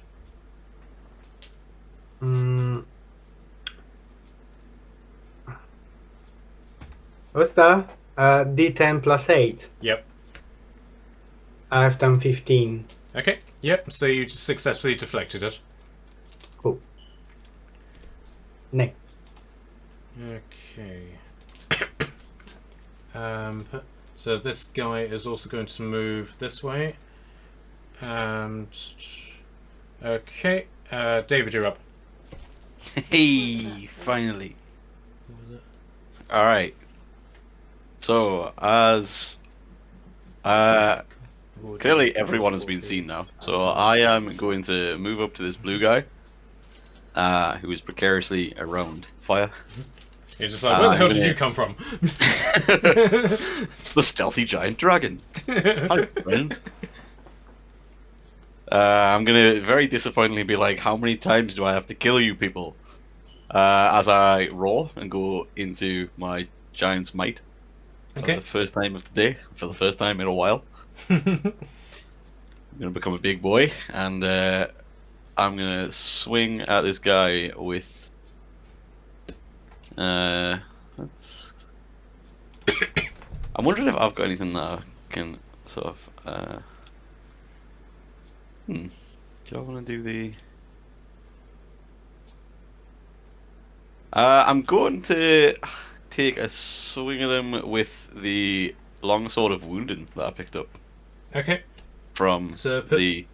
So far, it's just a longsword to you, a particularly lethal-looking one. But you Oh, yeah, don't. I recall, you, I recall. But you don't quite know it as a longsword of wounding yet. So bear with me. Let me just see what the rules are in that regard. Because you basically have to attune to it for it to become. Yeah, because you're not attuned to it, you can basically do 1d8 plus 3 in a one-handed capacity, or 1d10 plus 3, and then plus your 1d4. In a one-handed capacity, could I also then jab him with a javelin? I'll allow it because you're in Giant's Might, but normally javelins are. Oh no, javelins are simple. So yes, you can do that. All right, let's go. All right, I'll swing for the longsword first of all. So I get a +5, and that is a 14. So the 19. I'm assuming still hits these guys. What was that? I'm assuming that a 14 still hits these guys. Sorry, 19, because I had +5. You would be right, just. Right, okay, let's do a D10. No, D8, sorry, if I'm doing it one-handed. Let's go for the blue one. It was a 3, so that's 6 damage with that. But then I'm also going to roll my Giant's Might D6 and add another 3, so 9 damage with the longsword. Okay. That has hurt him quite spectacularly. Like, blood is now gushing out of his chest, but being the tough guy that he is, he's still standing. Good. Bleed more, please. Right, gonna stab him with a javelin. That is. Okay, so are you stabbing him with it, as in using it as a spear, or are you throwing it at him? I'll stab it at him. I mean, I'm in range with him. I'm just gonna jab him with it. Maybe Sure. clock him around the side of the head with it. I'm not. You know. Okay, so Well- which javelin are you using? I'm gonna stab him with Padwin's javelin Okay. because I want to know if he's undead because I've definitely killed him. So that is a 17 to hit. Yeah, that hits. Right. Is he undead? Do I deal double damage? Give me damage and see if you kill him, and then God damn it. Okay. Right, so 1d6. Alright, so I rolled a 3 on the d6. And then plus 3, so I've done 6 damage. okay. So as the spear pierces him, but you don't do double damage, but something peculiar does happen to him. Something, his eyes glow momentarily, and then when the glow fades, you can see that something has changed about him somewhat. But it's definitely had an effect on him, but not in the, oh, I'm undead, so therefore I do double damage to you. What is going on with these people? Okay. Like reborn. Alright. So that was 6 damage, did you say? Yeah, so 15 in total from my turn. Okay. He's pretty much fallen to his knees and also had whatever has just happened to him, but he is still alive.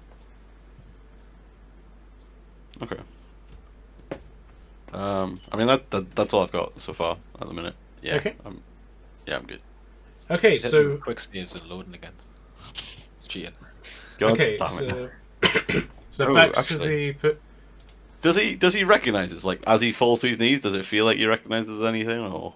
nope, not in the slightest. God damn it! All right, never mind. Carry on. Okay, so back up to the top, and it's the blue guy again, and he is with the spear still in his gut. He is going to try and hit you with his hand axe. Like his other arm is completely dead, so he's just going to hit you once with the axe, which does actually work. Bring it on.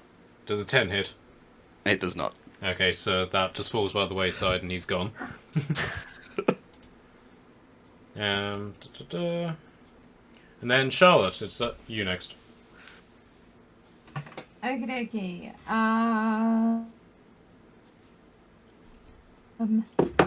First, I'm going to use my bonus action and use my spiritual weapon to attack the guy that was trying to fight it, if he's still alive. Yep. Okay, let me just get that up. So let me just mark that he's hurt, so... And this guy's also hurt.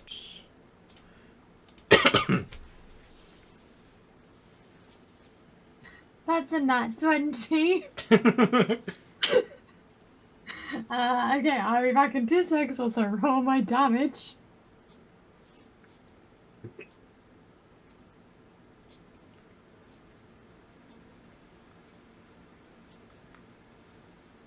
That is 16 points of damage. Okay, he's dead. GG. Boop, boop. Okay, he's dead. Okay, And I'm then- sensing that you guys will want to investigate the bodies afterwards, so I'm just going to mark him as that. Then I'm going to take a couple of steps backwards. Mm-hmm. They're just burning hands, everybody. And I'm going to cast Bless on Alumba, which means they get a +4. No, they get to roll a d4, and they can add that number to an attack roll or a saving throw. And it can last up to a minute, and it's a concentration spell. Lovely jubbly. Yeah. Is he only usable once, or he lasts for 1 minute, so every time you can use it for... Yeah, Right, so- so as long as I maintain concentration, Yeah, it so can last up basically- to a minute. Yeah, basically every time that she's attacked, she needs to do a Constitution saving throw to see if that attack breaks her concentration, Okay. and then after round 10, the concentration fades. Hmm. Okay. Are you going to do anything else? I think that's gonna be it. You can still move your magic weapon, Oh, but it moves I'll- half its I'm gonna range. use half its movement to get it back up. And Do it. Put it No, here again. so you can have advantage. Can he? Technically, he would be flanked, but it's whether or not you want to get involved in this orc feud, which is happening here. I think Oh, yeah. it looks a bit personal, so I'm gonna support them by by just maintaining bless on them, and that's my little support. It's like me being a cheerleader in the background. Do you have the outfit for it? I can. She'll make while she's casting bless. It's little blue sparks coming from her hands like pom poms. Okay, so Red Thug is dead, so McKelly, you're up. Oh shit. Oh fuck. Okay, sorry. Okie dokie. So those two always are still here trying to shoot me with arrows, which I'm fine with it. What those two guys are doing over there? At the moment, they're just sort of standing there, looking threatening at you. If you're wanting to attack them with, if you're looking to attack them, then you don't really have anything to do that with. For some reason, I thought you had darts on you, but you don't, unfortunately. No. Oh yeah, you do have darts, but you haven't got them equipped. No. I mean, yes. That's the thing. So I was thinking, am I gonna go in charge on the green guy and trying to finish him up? Okay. So you got two ways of doing that. You can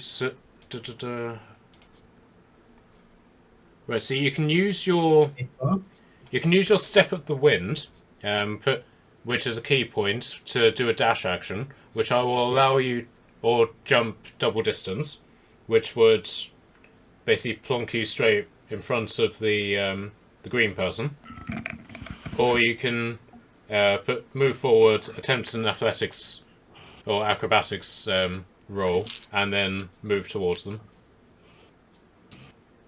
No, I would like to keep my active point for now and try to do an acrobatic check, Okay. which I'm gonna fail. I know that. Oh no, well, I've done a 10.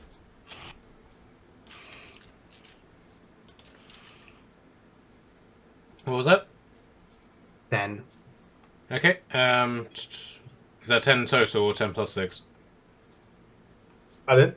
Is that 10 total? Yeah, 10 total. Okay, yeah, that's enough to get you back to ground level without being hurt. Mainly because you have your featherfall ability. Oh yeah. Okay, so then you can use the rest of your movement to charge green person. Charge! Is the fireplace on? No.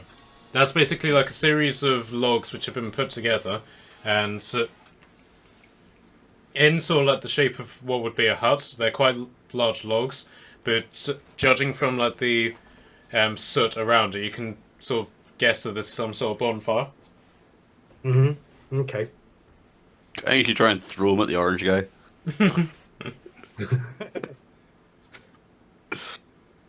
Alright, so I'm gonna attack him normally. You say that again. You came in really quiet. I'm sorry. I'm gonna attack him normally. So normal 3 attacks. So give me your quarterstaff attacks first. 3.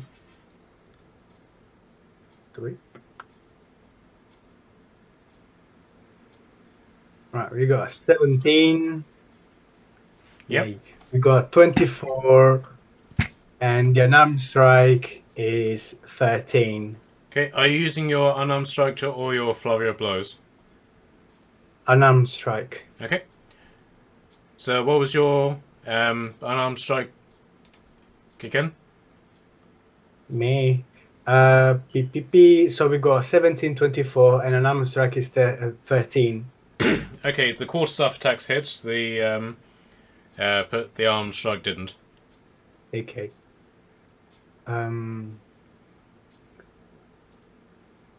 Okay. Am I still doing D4 or D6? Because I don't understand what there's a D8 and a D6. Okay, so the D6 is a one-handed hit, and the D4 is a two-handed one. So given that you've just done your unarmed strike, you have to roll a put the D6 Twice. just once. You do your D6 plus 4 as your main quarterstaff hit, and then you do your bonus Polar Master attack, which is a D4. Okay. Yeah, I got it. So, one is at 7 damages, and Yep. the other one is 5 damages. So that's 12 damage. Yes. Nice, well done. Okay. Is it dead? Not quite, unfortunately. Natalie, Oh. you're up. But she is looking pretty buggered up.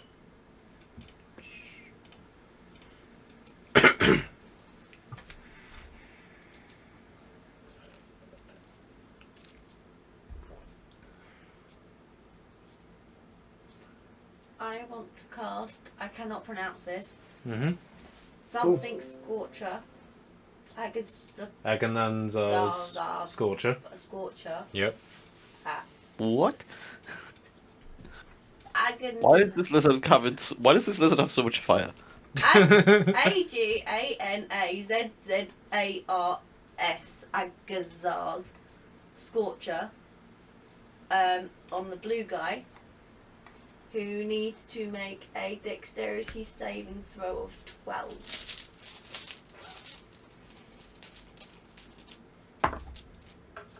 Failed. He takes 16 fire damage. Okay. Right, so he was pretty much on death's door anyway, so I'm just going to assume that your thing just completely incinerates him. Yep. Icky. I did move as well. I did move my character. I just want to check. Bear in mind that your unseen helper is still in the flames. Just It probably died then. 'Cause everyone else- I don't have any bonus actions currently. you can bite Kashan, I suppose. No. I'm just going to sit there and put a stupid face at Kashana.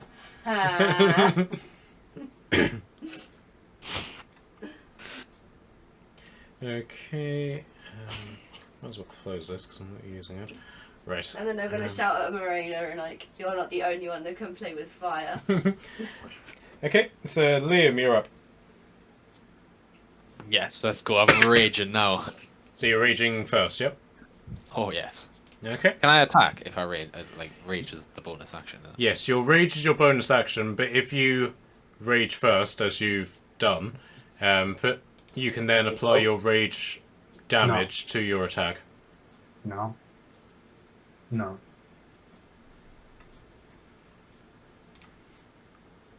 Okay, so tick off one of your rages. Yes. Tick tick. Okay, so as you've used your bonus action to rage, you can only use your warhammer. Cool. So I'll just two-hand the warhammer. Oh, I gotta roll the hit thing first. Sorry. Does a 15 hit him?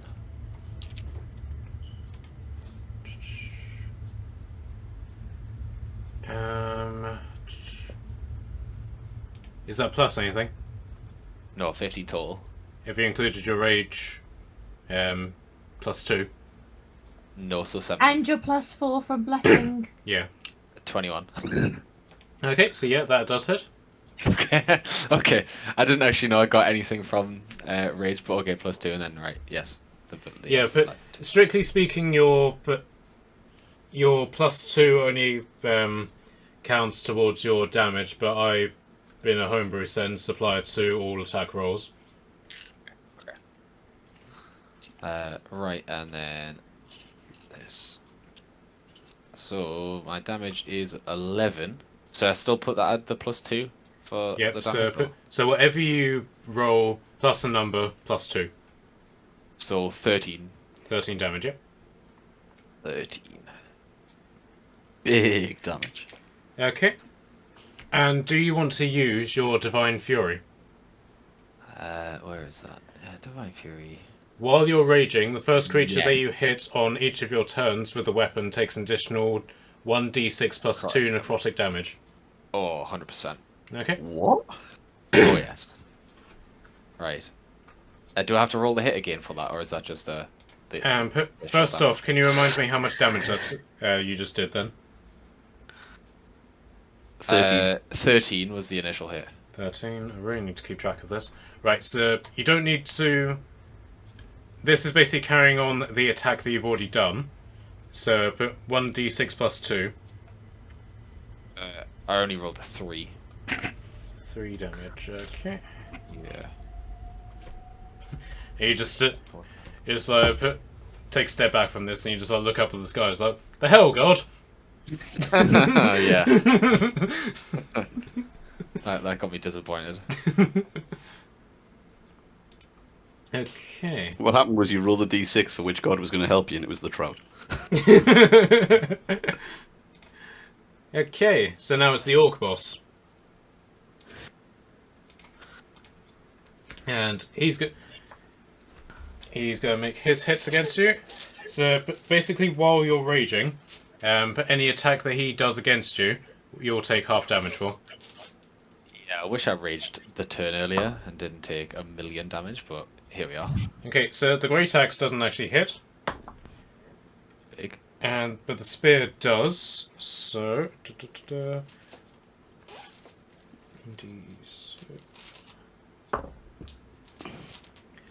okay, so he has done 15, so 7 damage. 7. Right.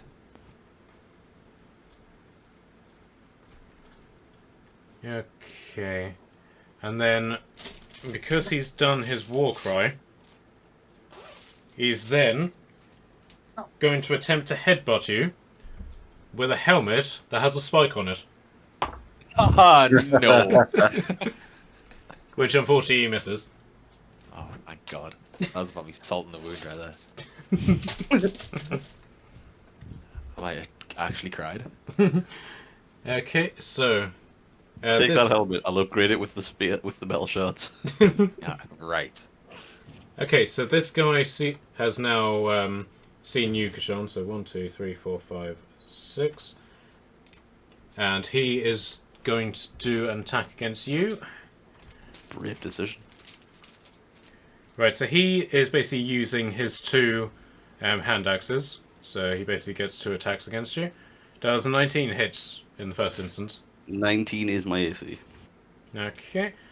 And he has done 6 damage in that first hit.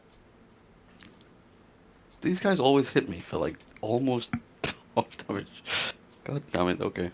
Okay, and second one hits, and that does 6 damage again. Of course it does. Why would it not do? How much damage can an handbag do? Like 7? 1d4, sorry, 1d6 plus 4, so a maximum of 10. Oh, alright, Jesus, alright, fair enough. 6 is alright. And I will let you do an insight check while he's Ooh. hacking Yeah. you to death. Please, very much want to know what is going on. Inside, God damn it. Can it be investigated? It doesn't matter. I rolled a 3. So bad. Okay, so unfortunately, what you could have found out, you didn't. Right. You're just like, wait, I have an idea. Whack. I thought about it, then I got hit with an axe and got very angry about it instead. Damn Okay. it. Okay, so this archer, whose turn it's next, is going to try and shoot you again, McKelly. You can try. Now, there is an interesting thing that could happen here, because if you decide to catch it, you can attack the green guy with it, but if you deflect it, then there's a possibility you deflect it into the green guy anyway. I can even deflect it to the guy that's behind me. Right, so the arrow hits, so do you want to try and deflect it? Or catch it?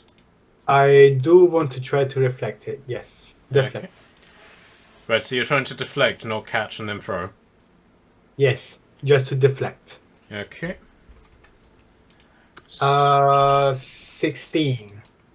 Okay. Well, that's actually more than the max damage of the longbow, so I'm going to assume that. Okay. That's Okay. been taken. So now let me roll the percentile and see what actually happens with this. Okay, so there's. Right, so there's a 1 in 3 chance this might hit someone, so. Okay. So, who do you want to sort of deflect this at? It rolled high enough that you get a choice. Okay. Either to the guy in front of me. How bad does it look? The green guy. But looking a bit bloodied. Not necessarily on the verge of death, but bloodied. Alright, can I try to just, by mistake, hit the guy behind me then? Sure. Oops, I didn't see you behind that. Okay, so. Where is it? Where have you gone?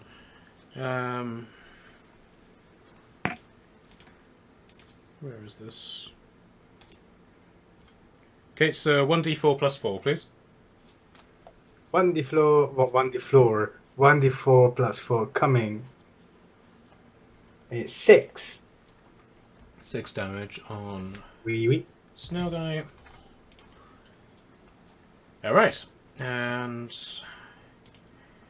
then she just basically shouts to her friend, "I don't think this is working!" And the green one's just like, "No shit!" Okay, so the one in front of you is going to pull out her short sword and attempt to attack you there. I'm going to assume that hits because she rolled 25. Okay. And she has done 8 damage to you. Bitch. Come on, bloody mouse, work. Right. Okay.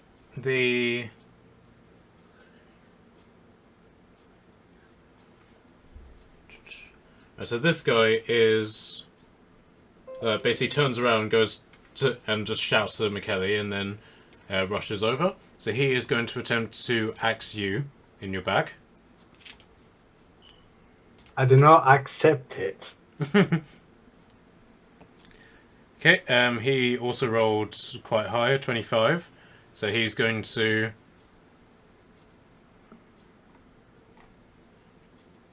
Okay. Can you give me a strength check, please, McKelly? Why am I scared? 9. Okay. Unfortunately, that wasn't enough, and he basically just picks you up. And What? Unfortunately, there's no bards to throw you at, so he's going to throw you at this corpse. I'm the docker of the situation here, huh? And he has done 9 damage to you and the corpse. 9 damage to me. How does the corpse look? The corpse is dead. Very dead. Damn. If you want to find out the context of this, Liam, watch the second episode.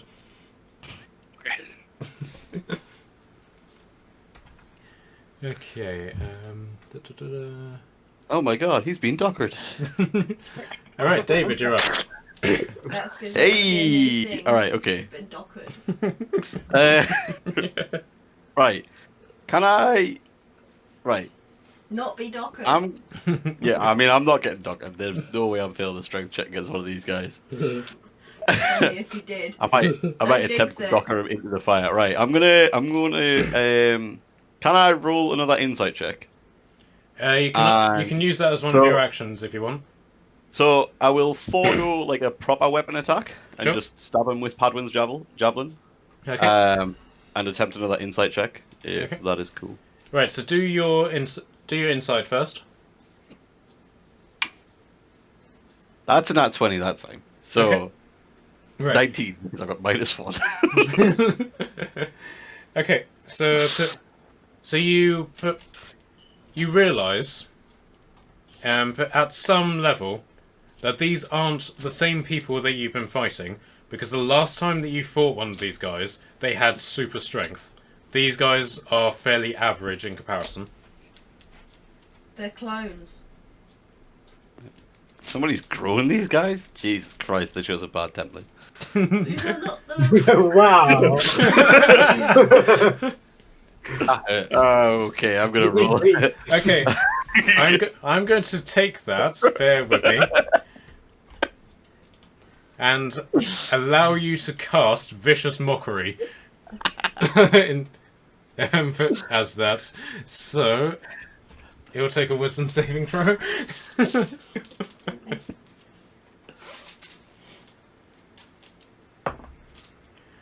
I mean, I don't know what my wisdom is 8, so... No, he's going to do the Wisdom throw, which he failed. And What I roll for damage on Vicious Mockery? his Do I his take damage? feelings are so hurt by that, he's taken 2 damage.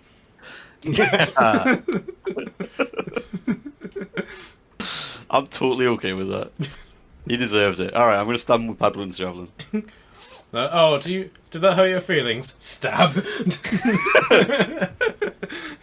I see him start to cry, and my exact response is, I'm not apologizing. That is 19, so 24 to hit.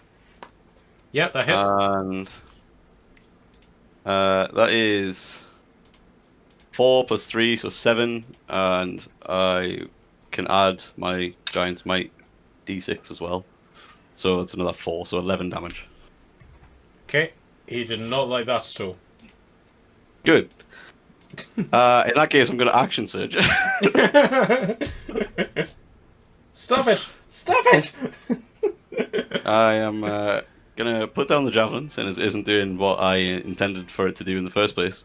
Oh yeah, And sorry. I'm gonna just... It has the same effect on him though. Like, it makes his eyes glow, and then he comes out of it looking somewhat different. Okay, well, I'm going to look at him, looking somewhat different, and then I'm going to swing my great axe at him. And then, okay, so roll attack.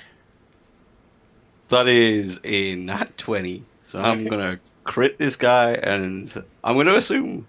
I mean, he's going to take a lot of damage. A d12. Where's my d12? The weird hexagonal looking one, isn't it? I think so. Yeah, it's the one that looks a bit like a D20, but with bigger Yeah. slots. Alright, so that's an 8 plus 3, so 11. And you know what? I've action surge, so I might as well use my bonus action with it. And I'm going to activate the fire rune that's on my great axe. So that is where's my firing? It's here somewhere. Firing. Okay, I'm not entirely It sure is- if I should tell you this while you're doing this, but he's dead. That's fine. I just want to know how dead. Okay. Okay, so it's an extra 2d6. Oh, God. Just gonna hack So his that's body to pieces. an extra 7. So that's 36 damage. Okay, He's just mutilating his body at this point. and just Sick fuck. and just as I you want bring stab him. this axe down on him, like a shadow of recognition just washes over his face and just goes, "You," and then you whack the axe down on his head. Oh god damn it! Now I've got more questions and he's very dead. Okay. And then I suppose like I'll use my movement to. Where can I go? 30 feet. Okay, so I'll come towards. just describe the killed. Exactly how intact is his body? So it is not at all. Okay, right. So I'm going to have stabbed him in the side with the javelin, and I'm going to have held him there while I bring the great axe down with one hand, straight down the middle of him. Okay, fair enough. And I'm gonna like slowly sort of like shove the bit that was on the javelin like over towards the fire before I move, and Have I'm gonna let Norman eat it. Have you ever seen the first Blade movie? Yeah. There's that bit where like he just punches the guy in the nuts and it just shoves him aside. Then That is essentially like how it went down, but significantly worse for the guy. Okay. Any other bonus stuff that you'd like to? No, I'm good. Okay. Okay. So blue guy's dead. So Charlotte, you're up. Charlotte. Okay, I'm gonna first of all bonus action. Wait, am I in range? Hang on.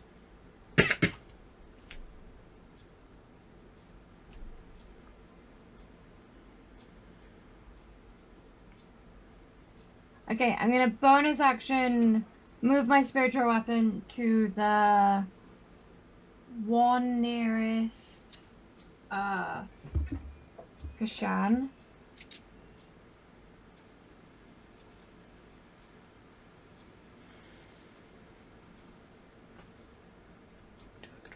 Like that, and hopefully I'm gonna hit him. Do I need to do a constitution save to see if I'm still concentrating on bless? No, that's if people attack you. Oh, okay then. And then, yeah, I'll see if I hit. Hang on.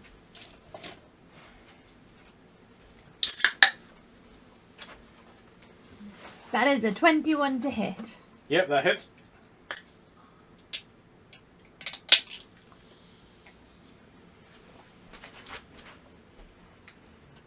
And that is 8 points of damage. 8 points, yep.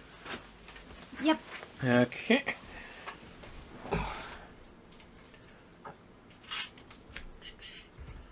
He is not looking happy.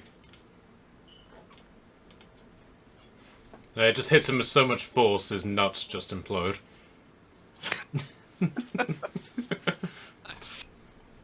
Okay, so... so I'm as for- guessing concentrating uses up my normal action. No. Basically, what concentrating is that you're concentrating on the spell. If you sort of think like with one hand you're concentrating on the spell, and with the other hand you can then do other things, but you can't concentrate on two things at the same time. So but you can concentrate on this spell and cast another spell, but if that other spell requires any level of concentration, you have to pick between two.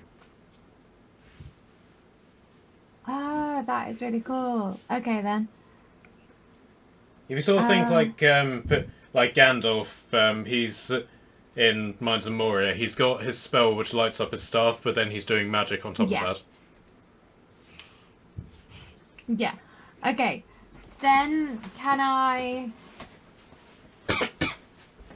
use Alumba? What is your max HP? Just out of curiosity.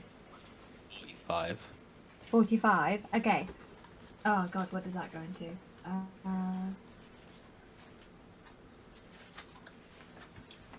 Okay, then I'm guessing if I want to use a healing kit, I have to go towards them, and that's probably not a good idea whilst they're in combat, right? Yeah. Trying to like heal someone whilst they're It would be very helpful if you did. I'm quite like concerned dodging about my swings won't health work. right now. So I'm gonna use. So I'm gonna use Channel Divinity Preserve Life, and I'm going to. What are you currently on? 12. I'm going to give you 10 hit points, getting you to half because that's all I can use on that feature. Nice. There you go. So you've regained 10 points, and that's all I can do. I shall live to fight another day. So you're now at 29 hit points. 22. Okay, cool. And that's my go. Alright. Thank you. Okay, the red one is dead. So, Michaela, you're up. Oui, I am. You're currently on your back. You just set them up. Sorry?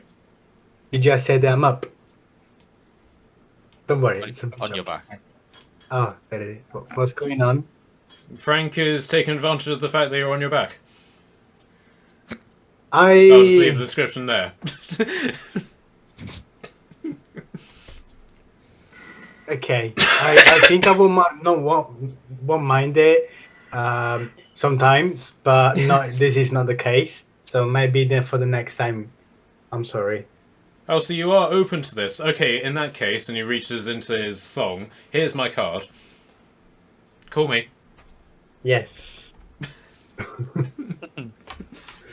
Cool.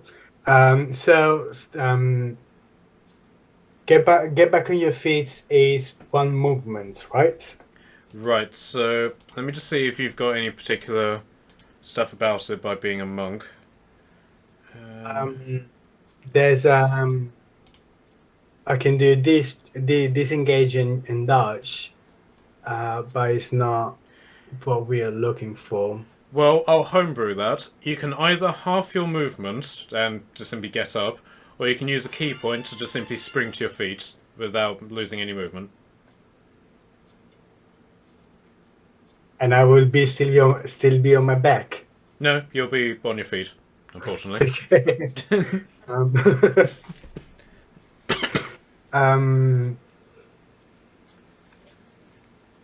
Yeah, okay. I'll use my key points to get back, walk. I mean, charge, whatever, and trying to hit as well Sure. on the green guy. See if I can take it down. Okay. Let me put- Can I have your quarterstaff attack first? You can indeed. Ah, crit. Yes. Nice. And the other one is at 23. And Okay. the unarmed strike is 20. Okay, so all of those hits. So can you do your primary quarterstaff attack first? Mm-hmm. Oh, fuck you. It's 6 damages, so 12. Okay, so that's... Okay, then can I have the bonus action for your quarterstaff? And it's another 6, so it's 6 damage. yeah. And then And the your unarmed strike. 7. 7. Okay. Right, she is looking very fucked up, but still standing.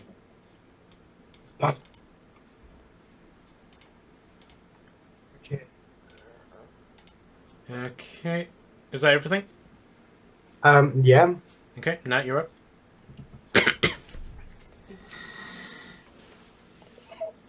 Can I move? Or you might have to. You alright? That's more violent. Where do you want to move to? I want to move up in a straight line. Okay, so you want to move through the fire. Well, I'm assuming I was going round the fire because somebody's drawn on top of the fire. Okay, so just in a straight line to about there. Okay. I'm casting Witch's Bolt Sure. on the one that's attacking Olumba. Okay. 17 hit. Yeah, that hits. Okay, so he takes 8 lightning damage. And Okay. then I can choose any of my turns going forward to just automatically cast that spell when him on auto hit. Okay. So, Lumber, this has certain ramifications for you if you choose to give a crap about them. But basically, the duel has been interrupted, and it's been interrupted in your favour. So, again, this may have ramifications for you if you choose to give a crap about them. Bear in mind, I didn't know about the duel. I was technically halfway Yeah. across the village. I know, but the orcs wouldn't care about that. Okay, Liam? I'll absolutely accept some help. Okay, cool. Bear in mind, he accepted Moraine healing him. Yeah, anything else? That I can't do anything else. I've got no bonus actions. Okay, so Liam, you're up.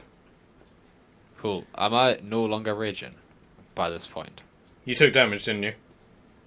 Yes. Yes, you're still raging? Okay. Okay.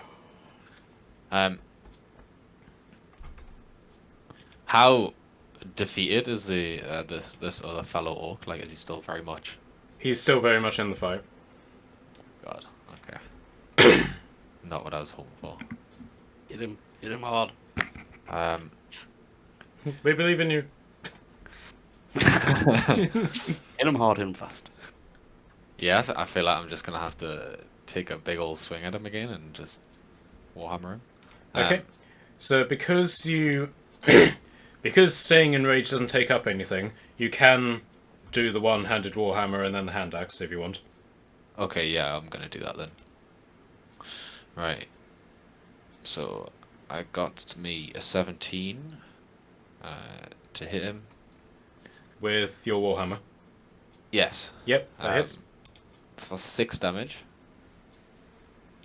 Plus, does the bless still count, Morello? Yes, it does. Okay, so So for 10, was it plus 4? Yep. and then plus 2 for the rage. Oh, and then plus 2 for the rage as well. Right, so a 12 then. Okay, 12 that's damage saved on that a bit. 12 on that first hit. Yeah. How much HP does this guy have? Okay. He is now Wait, looking what, quite me? hard. Okay, the hand axe, I rolled for 23. Yeah, that hits. So, and then that will be... So I got 7, 11, 13 damage. 13 damage in total, yeah. Yes. Okay, that has hurt him quite considerably. And as you bring your hand axe down, you get him right in a bit of his of his armor that protects his shoulder joint, and his spear, his hand just appears to just go limp, and the spear drops to the floor. Lovely. Okay. Okay, so the orc boss is next. Whenever this bloody thing works. Right. And he is just going to attack you with his great axe. But he's completely thrown off and misses. Yes. And in his rage, he's going to try and headbutt you with his spiked helmet. Okay. Which does hit. Ah. Give me a minute because I forgot to write down the stats for this. One moment. Homebrew. It's gonna hit my confidence more than my My homebrew creations. Spiked helmet.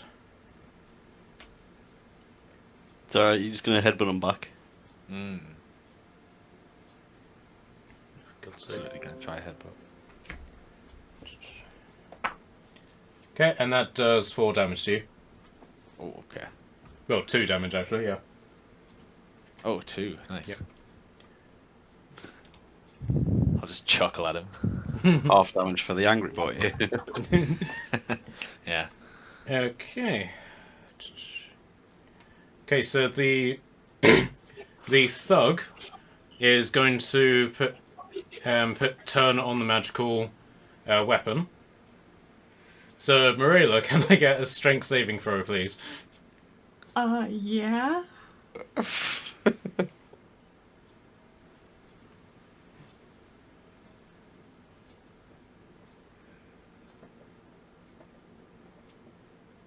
That's a 9. Okay, unfortunately you fail, so he is going to throw your magical weapon at Kashan. Oh no! Excuse me? Okay. Boy is asking Yeet. to be hit. Did he not see what I'd done to the other one? Yeah, that's probably why he's throwing it at you. Well, now I'm gonna have to do that to him too, aren't I? This is just rude. Throw your hand axe. Okay, that's 7 damage to you, Kashan. Bring it on, come on. Oh, I'm so sorry. Okay, that's his At this move. point, I'm more just angry that this man hasn't used his own weapons. Right, so the orange archer, actually seeing that everything is kind of going to shit, is actually going to run. 1, 2, 3, 4, 5, 6. I'm shooting in on the map. Where Turek, catch that one. Okay, that's her. She's not. Okay. She's going to use her action to dash. So she's not quite off the map, but she's but she is quite far away. Don't She worry. wasn't even, I like- can catch the arrows. She wasn't even at all injured or anything, was she? Nope. I Okay. was going to go for a Hail Mary javelin, but never mind. So the archer who's fighting Turek is going to again try and mix attack with the short sword and missed. So David, you're up.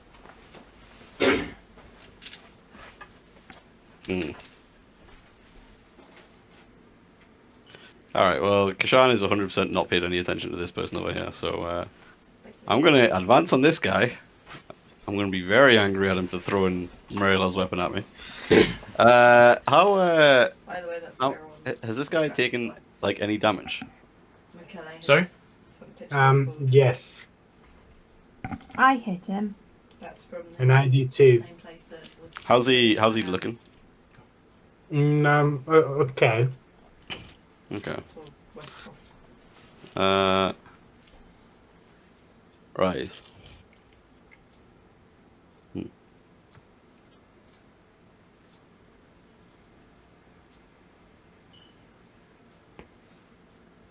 I am going to... Disappear. I'm going to position myself here and attempt to hit these two, but not Turek with my flame breath. Okay. Turek, I will allow you to attempt to dodge out of this with a dexterity saving throw. Okay. Well, thank you. So they both need to make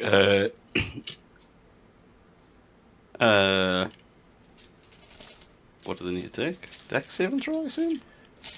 Yeah, they both need to make a dex saving throw. Okay. Of 13 or higher. Okay. Snail guy didn't. The archer succeeded. Okay, so the archer only takes half damage, and that's a nice 10. So, she takes 5, he takes the full 10 Okay. fire damage. The archer is dead. Finally. And how much on the snail guy? 10 on the snail guy. Right, he's still standing. Turek, did you dodge out of it? No, I haven't. Okay, so then do another dexterity saving throw to see how much damage you take. 25. Okay, yep, you passed. Just. I accidentally singed his hands. That's my bad. I utter a sorry as the final flames sputter out my mouth. That's okay. Sorry. My bad. Okay, Charlotte, you're up. Okay. Which one did you say just died? The Green Archer. Am I just being really dumb and can't see green? Yeah, the Green The Archer has been Juggernaut. taken off. That makes sense. Ignore my dumbness. Bloody blondes. Who don't get McLarens whenever they get the chance. So rude. She's actually like white-haired. Goodness. Is that not just like super light blonde though? How dare you? Yeah, she's not just blonde, she's super blonde. I'd call I'm it naturally a platinum. brunette. She just dyes it. Oh, then it's a choice. I mean,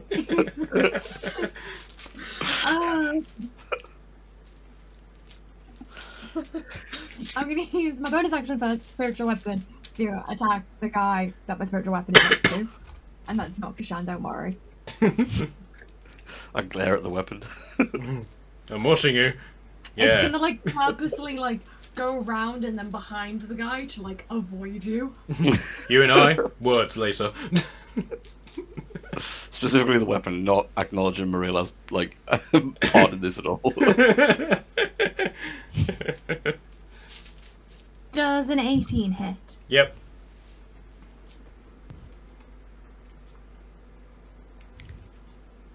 Actually, roll again with advantage because you're technically flanking it to see if you get critical. No, that was a 3. Okay.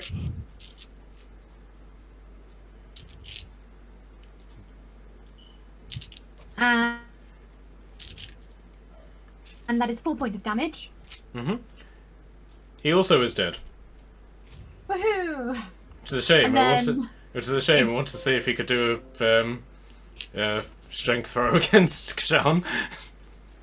And then There is not an option here in that situation. I'm gonna make, as like the body goes down, my spiritual weapon's gonna like do a little spin in the air and disappear as like a little like bye bye to Kashan. And then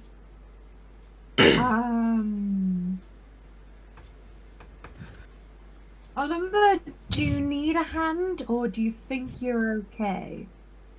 No, I'm confident. Okay, you're confident. I'm Yeah. gonna just to like with excitement, I'm gonna cast as my action. Oh no. I don't like the way she's laughing. I'm gonna cast Father Dirty. And I'm gonna do like the ground's gonna shake with like suspense. Like around you two. As like a little drooling and like little tremors of suspense.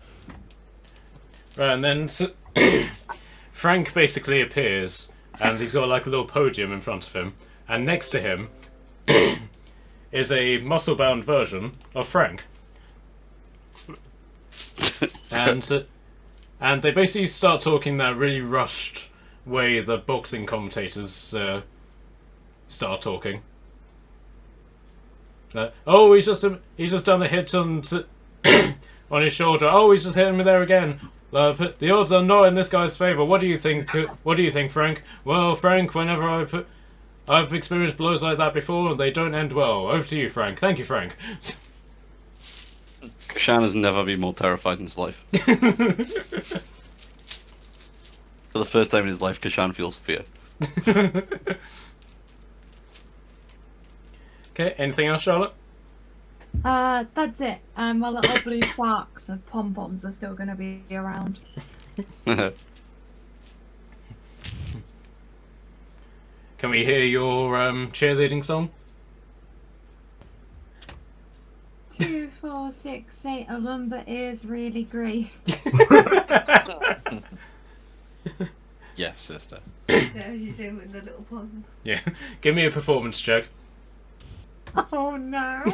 If it helps, I'll stand in the background just From your barrel. from my barrel, like running along.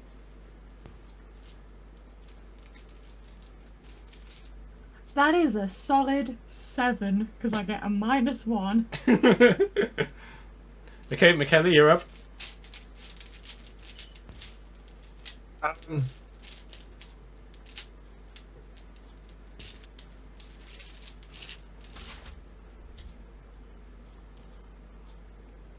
so, hypothetically, I can even go and attack the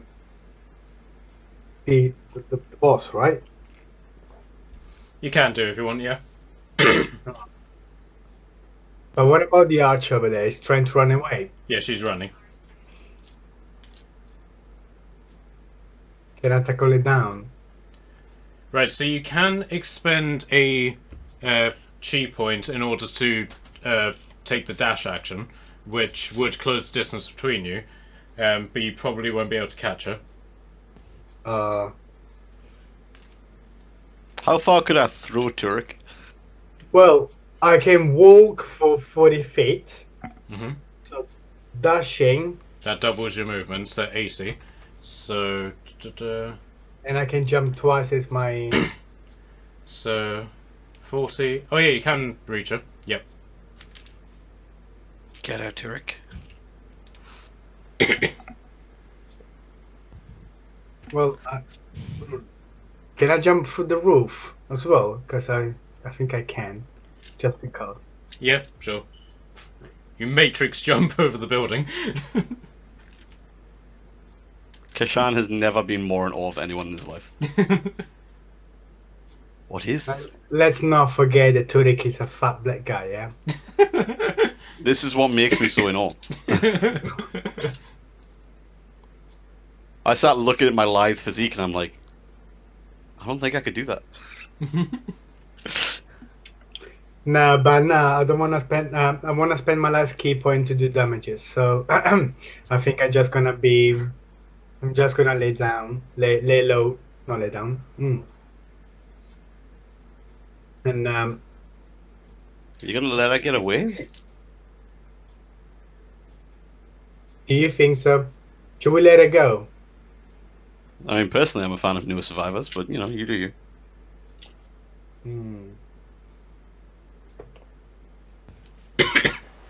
Must be running somewhere. I feel like if we leave her, it brings the opportunity she can go get help. Plus, it's still the only one alive.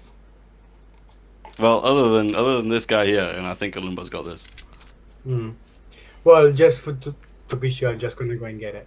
So yeah, I'm gonna spend my last key points to go and get it. Is it your last key point? Yeah. Okay, fair enough. So yeah, now that you're in combat, give me your quarterstaff attacks. Let's say that I don't want to kill her. I Yeah, just sure. want to make sure that she's just gonna stay quiet. Yeah, sure. So basically, the way that I do sort of non-lethal attacks, you do the damage as normal, but you just elect not to kill them. Yes. Okay. Oh, that's a good plan. Take a prisoner. Alrighty. So we got a nice 11, a 24, Yep. And for your unarmed your strike punch? is 23. okay, so the 11 didn't hit, but the others did. Okie dokie. So polar bonus. This one. So we got first a 5, Yep. then a 6. Cool. So 11 damage in total. Yes. Okay. Okay. In your attack, you actually trip her over, and she goes face first in the ground, and then just rapidly rolls over and goes, "I yield, yield, yield, yield."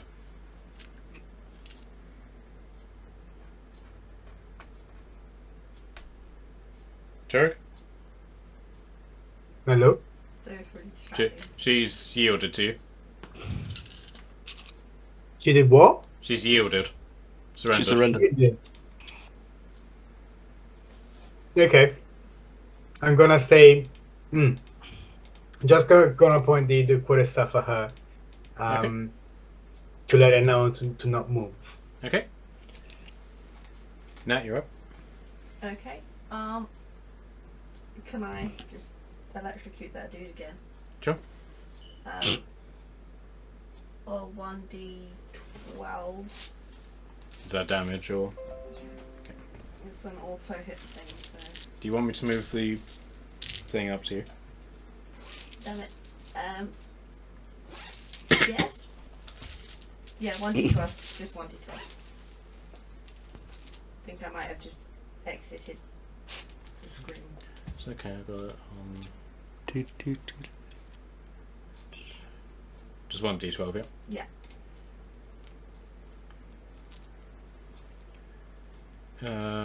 Fortunately, that's only 1 damage. That sucks.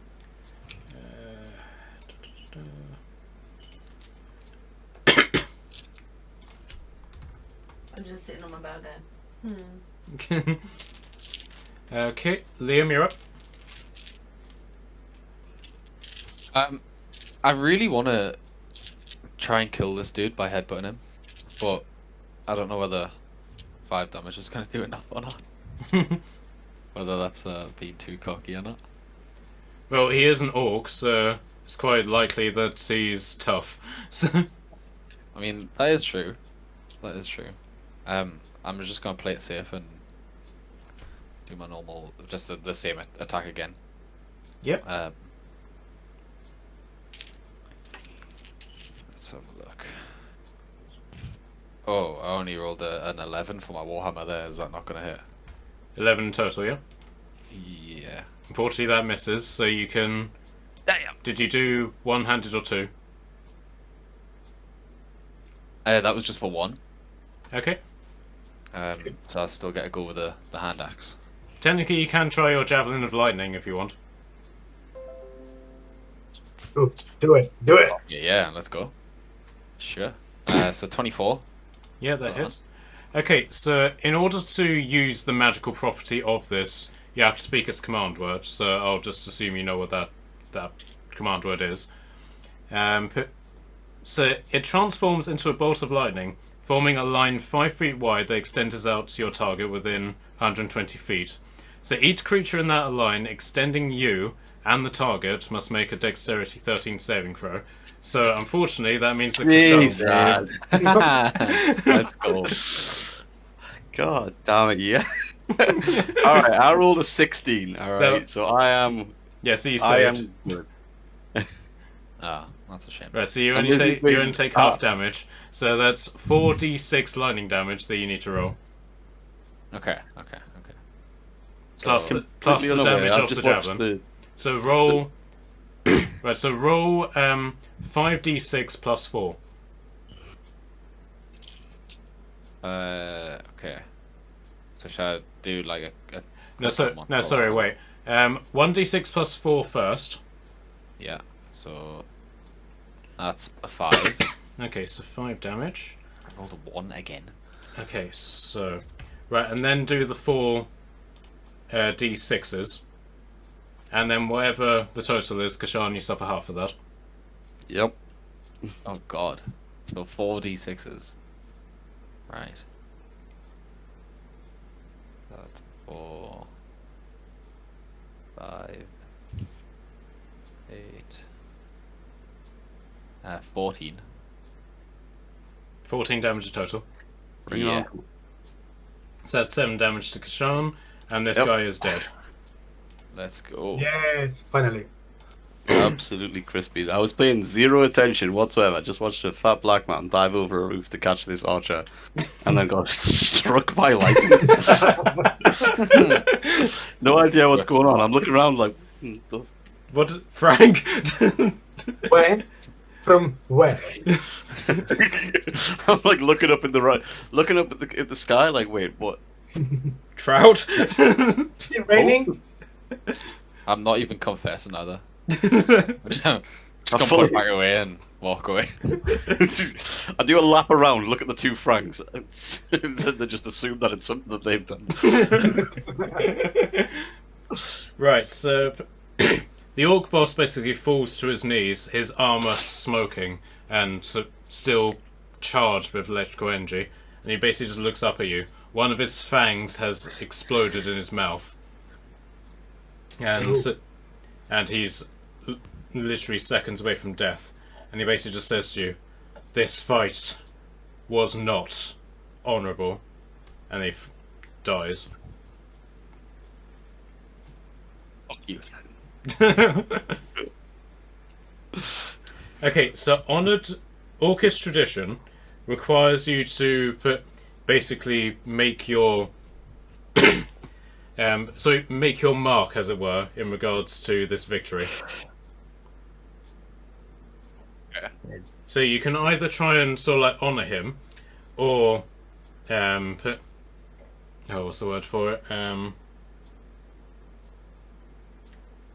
Or you can like try and defile his corpse in some way or something. Show respect or not.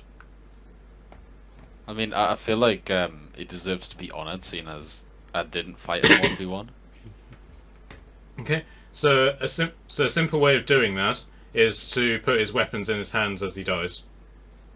Yeah, I'll give him the whole sort of crossed-armed over the weapon on his chest kind of thing. Okay. Alright guys, well done. This battle is over. It was a half battle. Victorious. I really thought I was going to die at some point. I was on 12 HP and I'm stupid currently- addition, like 20 damage a turn. I'm Oh, currently- my- I'm glad you're here to take some of the brunt of this, because I got like at level 3 I got hit for like 26 damage or something in one turn. I was not like 4 HP at some point. I was like, what? Nice. Okay. So I'm just calculating XP for you, bear with me. I'm on 14 At HP. the end of the Like, battle, can I get everyone? I'm gonna gather everyone up. I want to gather everyone up and I'm gonna be like, guys, I have something for you. I'm gonna say a prayer and everyone's gonna get some healing. It does take 10 minutes though. It depends whether you want to wait 10 minutes or wait. until I'll after. take 10 minutes for some healing. Yeah, I'll get that too. Also, So I've got an elf here with me. bring the elf. Okay guys, you each gain 820 XP. Ooh, let's go, guys. 800. And 20. Wee wee.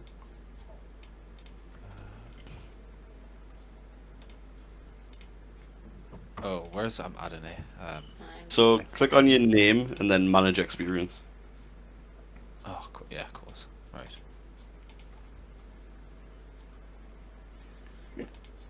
Everyone gets 17 points of healing. Alright. Oh, that's tasty. How much XP did you say? Sorry. 820. So in total, this battle gave you 4,100 XP, which then gets dished out equally between you. Nice. Cool. That orc must have been one tough. I hit him for a lot, man. You did hit him for a lot. I'm glad there's someone else here to take some damage as well, I'll be honest. Yeah. I just got hit. I was down to 14 HP from mostly taking stray damage. Yeah, stray damage from where exactly, Olumba? What? Okay. What was the healing that we got before? Was it 17? Did you say? 17. Lovely, lovely. Be nice, be nice, be nice. Okay, so the Franks will basically turn to a point sort of like over here, and it's like, well, that was an interesting show, wasn't it, Frank? Damn right it was, Frank. We'll see you next week for the next round. And just remember, this video was brought to you by, and then they disappear. Squarespace. I assume they mean Guess Frank. you didn't pay the sponsors. Which they Raid can't be, Shadow Legends. which can't be mentioned for legal reasons. Okay, so you've now won this battle. You now have this elf as your prisoner. What do you want to do? Torture him. What? I have so many questions. I could cast Zone of Truth on them. Yes. Okay, you do still have one intact, but familiar body, as it were, which you can investigate if you want. I was going to do that. Yes, I would like to investigate this body. Can I take the spiked helmet off the orc? Right, but we'll deal with salvage later, because after Kashan's done his thing, because but that is very specific. Okay. Okay, it's Kashan, if you want to do your investigation. 16. Okay. You put... Again, this guy looks exactly the same as the guys who attacked you before, to the point that you can actually recognise which one of them they represent. But... However, other than that, you don't see anything remarkable about them. However, you feel in the sort of back in your mind something magical is about him. You just don't know what. Okay. Can I tell if, like... Do I have any sort of insight now as to whether or not the ones that we've seen in town were, like, the original ones? Or if they were also, like, these just sort of clones, I guess, is how I'm feeling about them. I'll run off the insight that you did before. You can gather these are clones. Like, all of them seem to have like their own individual personality, so it's impossible for you to see, like, through that which ones would be the originals and which ones are copies. But again, you'd have that. But you do have that inkling in your mind, plus the results of you stabbing them with Padwin's spear, that there is definitely something magical / demonic about them. I want to hold up the body and like in the direction of the elf and be like, "Tell me what you know." The elf basically just looks at you and is like, "Well, that's Charles. But why did he piss you off in a particular way?"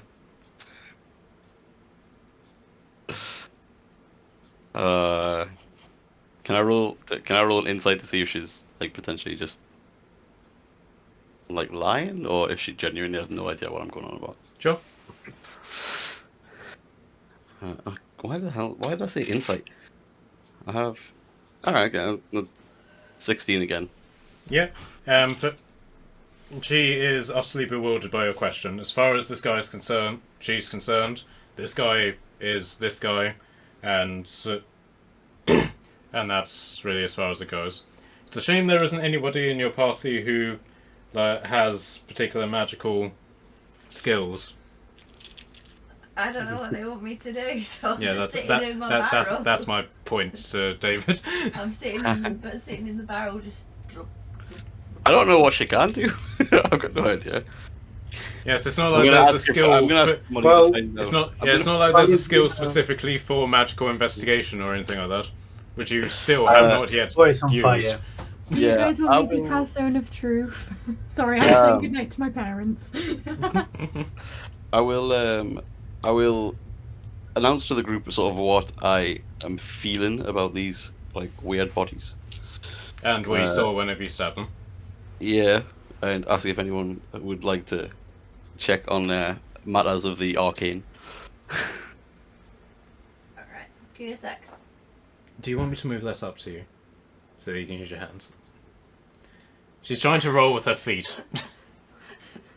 I can do it. Oh, it's close.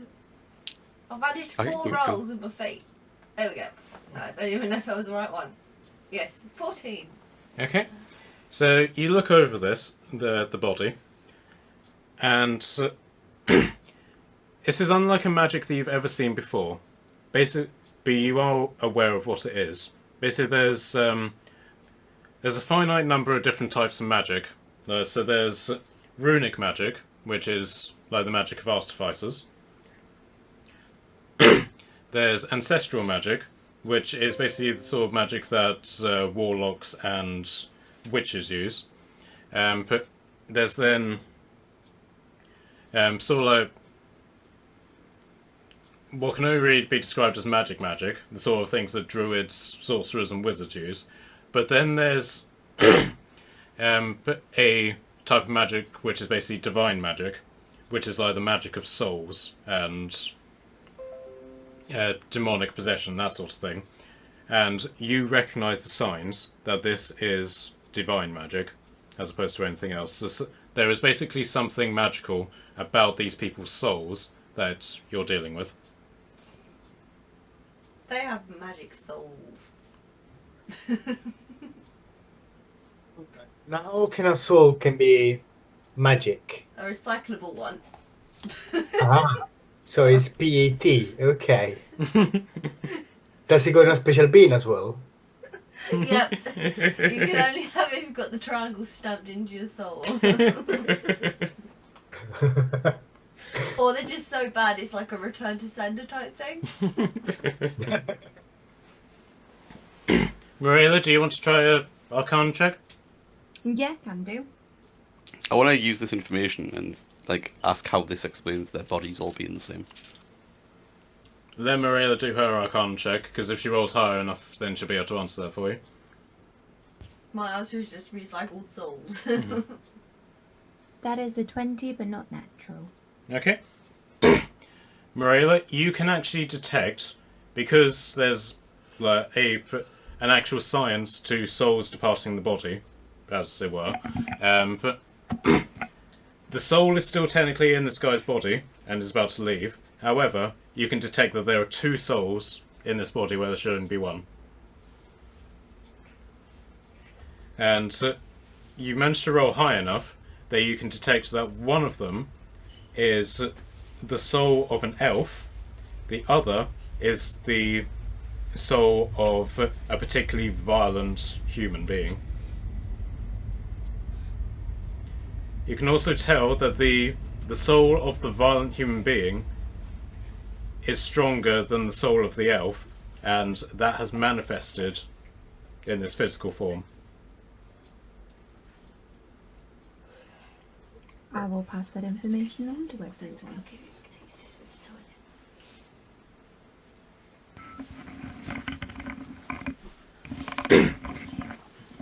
So does that answer your question, David? What? Sorry. So there's two souls within. There's two souls within his body. One has overwritten the other, and has then manifested as this particular person. But for all Okay. intents and purposes, this person is a different individual, just in this body. So is it like? So this like other spirit, this like evil man spirit, is like taking over the body and then like changing them. Is that the kind of? Yes. But once this has sort of like been revealed to everybody, anybody who's in the know, Turek included, because you're a deaf person, but you know that this is not something that can happen naturally.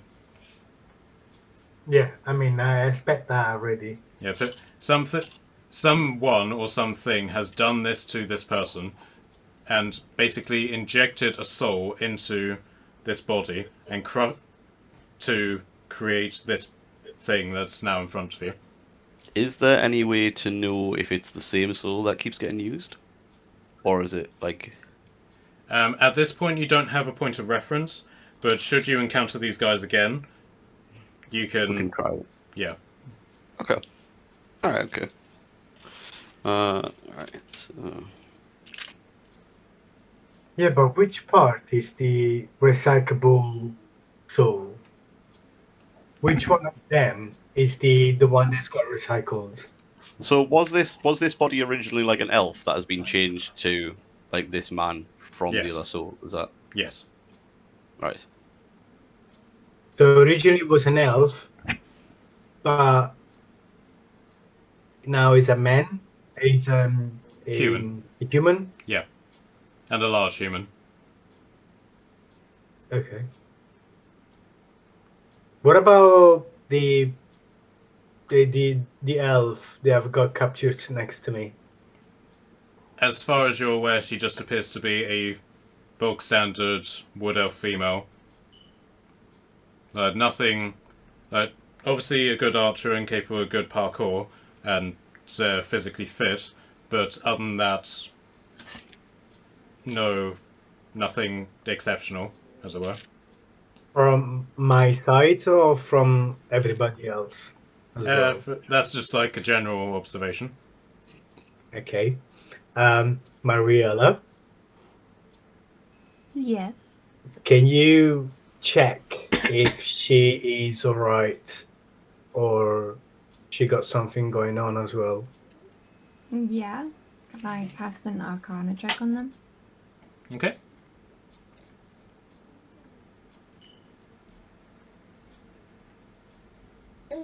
That's a 10. Oh no. That is actually enough because souls are fairly, black and white, as it were.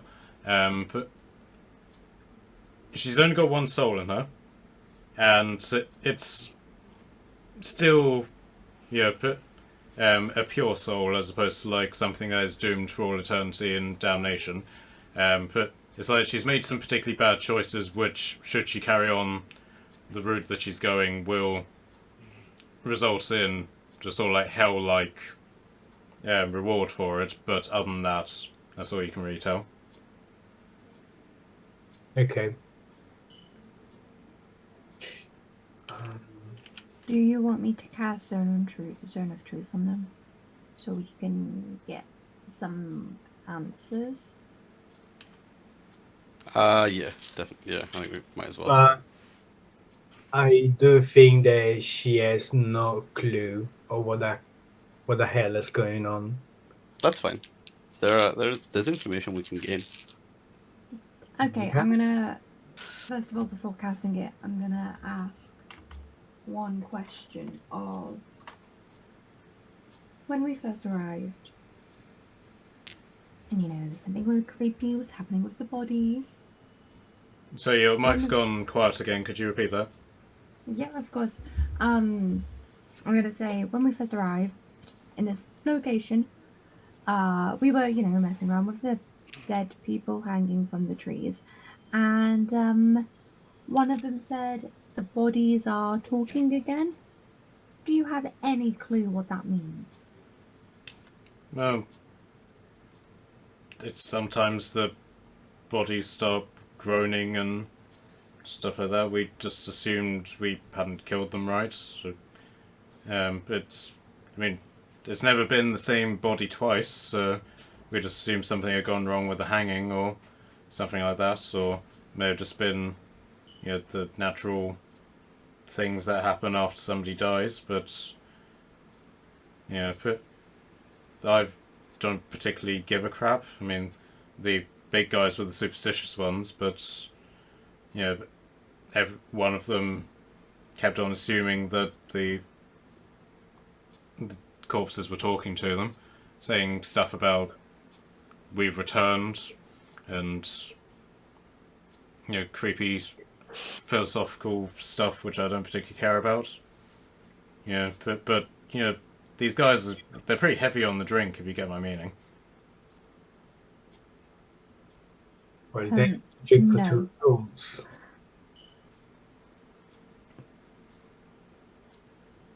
Oh. I mean, you can ask the corpses if you want. I won't stop you. What, can we talk to the corpse? Me and Tordem could do a Arcana check on them. But the important question is, will they talk you back? Who knows, but we can find out if something magical is going on.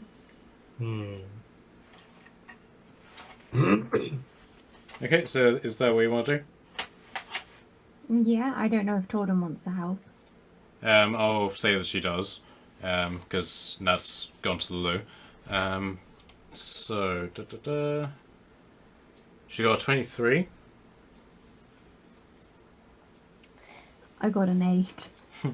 Okay, so Tordem basically detects that it's not necessarily something magical about these bodies. It's more like these bodies have been have received a signal which they have then sort of like played back.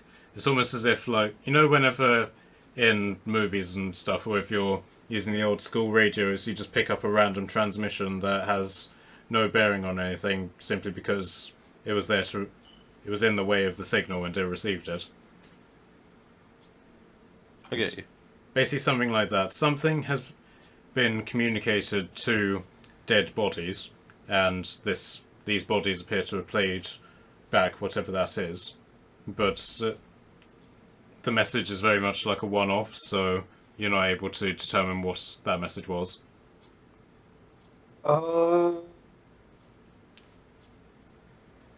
But, Morella, if you give me a history check... Actually, all of you give me a history check.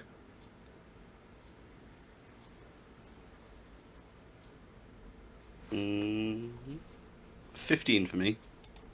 Ouch, 3. Balumba knows that he hasn't hit it with his hammer.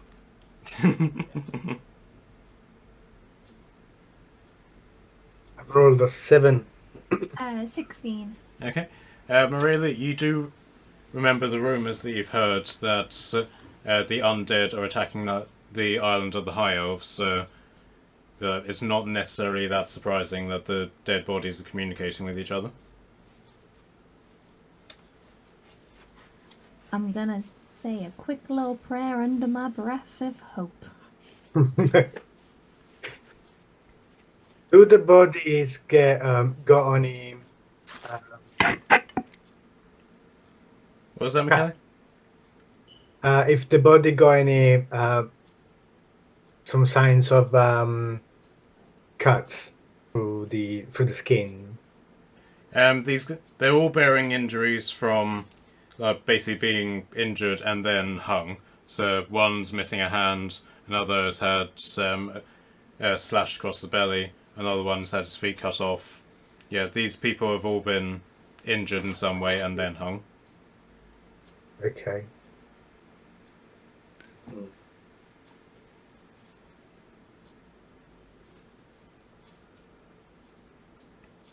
Okay, so Liam, but can you? You said you wanted the armor and weapons, right? Yeah, I literally just want his spiked helmet. Okay, right. So basically, as these people are dead, you can claim their weaponry. However, the other bodies were completely annihilated, as it were. So these are the only two bodies that you can claim, as it were. Okay. So the Orc Chief has a chainmail shirt,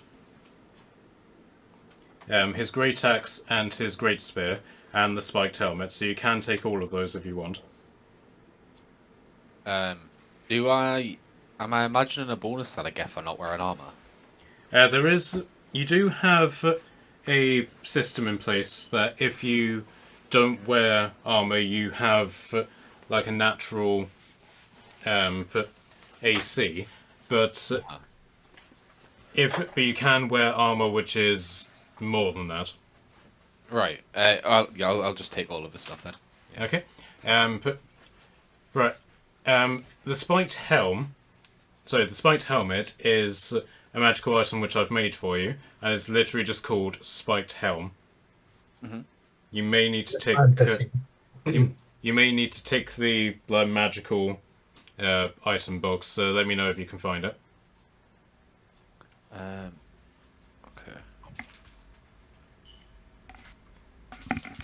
Okay, so Turek, what do you want to do with your prisoner? I have no clue. I thought she would be more useful answering questions, but I guess they She. don't really know anything about what the hell is going on, because I guess we picked up the wrong one. And I would like to ask her if the bandits that are here are the only ones, or if there are more of them. Well, there's bandits all over this place. I mean, like, we're not exactly the only crew. I mean, if you were to let me go, I mean, the nearest bandit camp is only like 10 or so miles away. But if you're talking about people who respond to him, and she nods at the orc body, that's just us. We bandits don't really operate in big circles, if you get my drift. What do you know about the demons, the water demons in Aqua Evadia? No, but as I say, that I don't listen to superstitious crap, so, you know, if people want to believe that, then that's on them. Listen, if you're not going to kill me or, you know, torture me or anything, how about letting me go? I can't promise that I won't turn to banditry, but, you know, well, no, I don't have anything to offer there. I'd like to ask if she knows anything of the area, because we were also looking for the potential lost alpha base out north, weren't we? Oh yeah. So I want to ask what she knows about the area. No, it's a shithole, I can tell you that. I mean, I don't know nothing about any base or anything, but one thing I will say is that building over there, and she gestures to the building behind you, Turek, we've never been able to get in there, so have a look in there, you might be able to find something.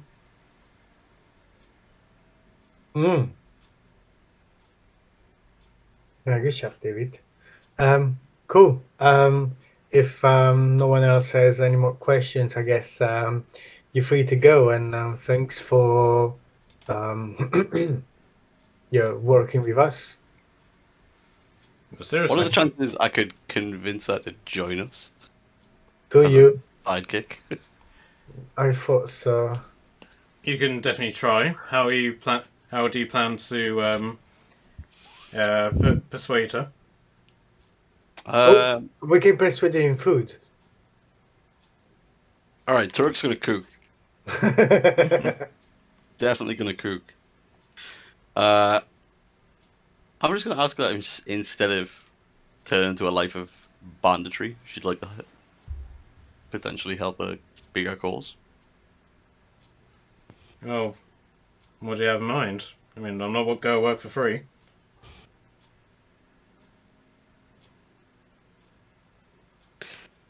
Well, I won't promise her riches, but safety with a group and adventure, and also, you know, reliably eaten.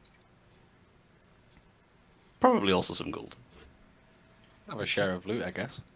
Give me a persuasion check. Give me a persuasion. I get +2.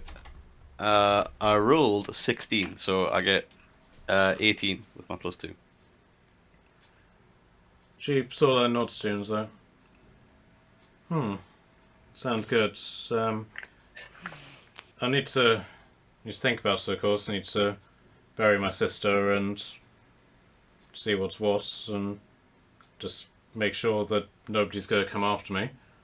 And then I might take you up on that. Well, if someone else comes after you, it will come after us as well. Yeah, probably. No, I mean, in a meaning that if you're with us, it's not gonna go just after you. It's gonna come after us.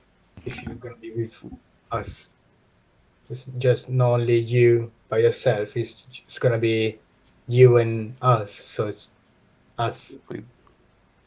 Yeah, true. No reason it's -1, but you won. I know what you mean, but there are things that I need to do now. The dead have to be honoured. I'm sure you can understand that in some way. Yes, I do understand. Yeah, so if you're letting me go, Sure. keep an eye out. So I'll find you and see if there's a possibility of us working together. Sure. What's her name, by the way? Right. Bear with me. I need to generate a random name for her. Yeah, it's fine. This is the number one thing that DMs hate. Is whenever people actually ask what their NPCs are called. Yeah, I do understand. I came out once with Carla, and now he's always hunting me. I've been purely waiting for this situation. Arlala. Erasni. Erasni. Ooh, I like that. Yes, Erasni Torquile. Well, if you find a better offer, I'll understand. Until then, we'll be here for the next couple of days at least, it seems. Well, Yeah. you may want to reconsider that. Now that these guys are dead, there's going to be hundreds of people who are going to want to claim the fame for it. I mean, this guy wasn't just a random bandit, he was quite a famous one too. Well, we have something to at least investigate, so... Well, in Well, that case, I'm happy enough to let her go. the rest of you happy with that? Yep. Yep. Okay, so she gets off and basically just walks away. So, Alumba, you have stripped the orc boss. Does anybody want to take the gear from the other guy? What has he got on him? Oh crap, I just closed the document, bear with me. Whatever it is, we can just loot everybody and Right. go and sell them in the city. Yeah, I was gonna say, don't these guys normally carry like hand axes and stuff? I could definitely take a few of those and sell them to make some gold back, because I am currently not rich. I have spent a lot of money crafting things with this metal that I don't quite Yeah. understand. Okay, Well, I guess so we can find something around this little village now, and then we can bring everything then back to town and sell everything. okay, so this guy has a great axe, 2 hand axes, a single javelin, various odds and ends, so like water skins and torches, that sort of stuff. Normal everyday clothes and I just want to give him and a hide armor vest. Hmm. I mean, I'll take like. Hang on. So what we got weapons wise? So we had two. hand axes. Two Great hand axes, 2 axes. 1 javelin, and a great axe. I mean, I'll definitely take the like the hand axes because I sold mine.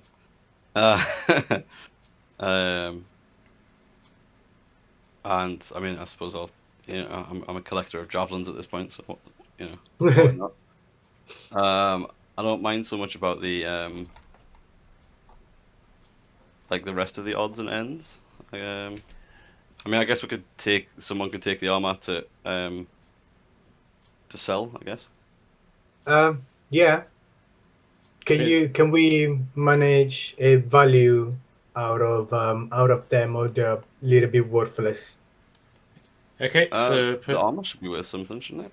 yes, so the armor itself is made up of animal skins and basically fur, so it's handmade armor in that regard.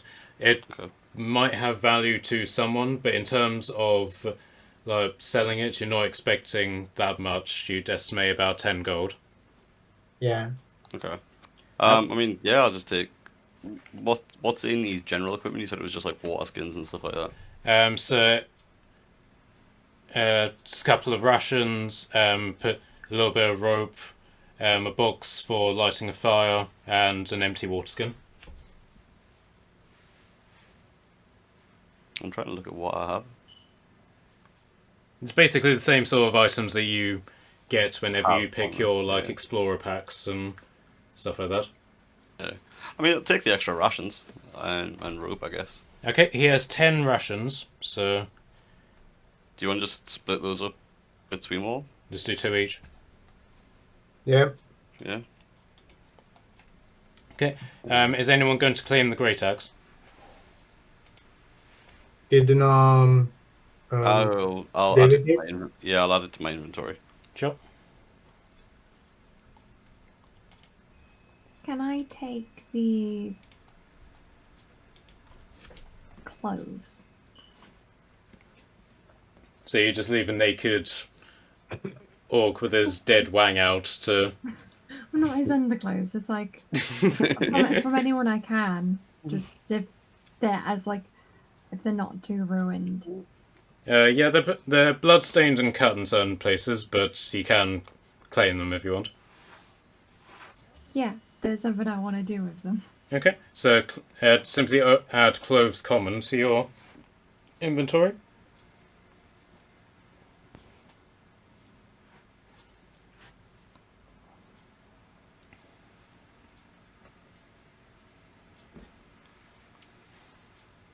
Okay. Do you guys want to call it here for tonight? Because Nasty's gone to bed, so Yeah, I was gonna say Sounds good. getting on. I've got early start in the morning. yeah. All right. Yeah. Okay. Right.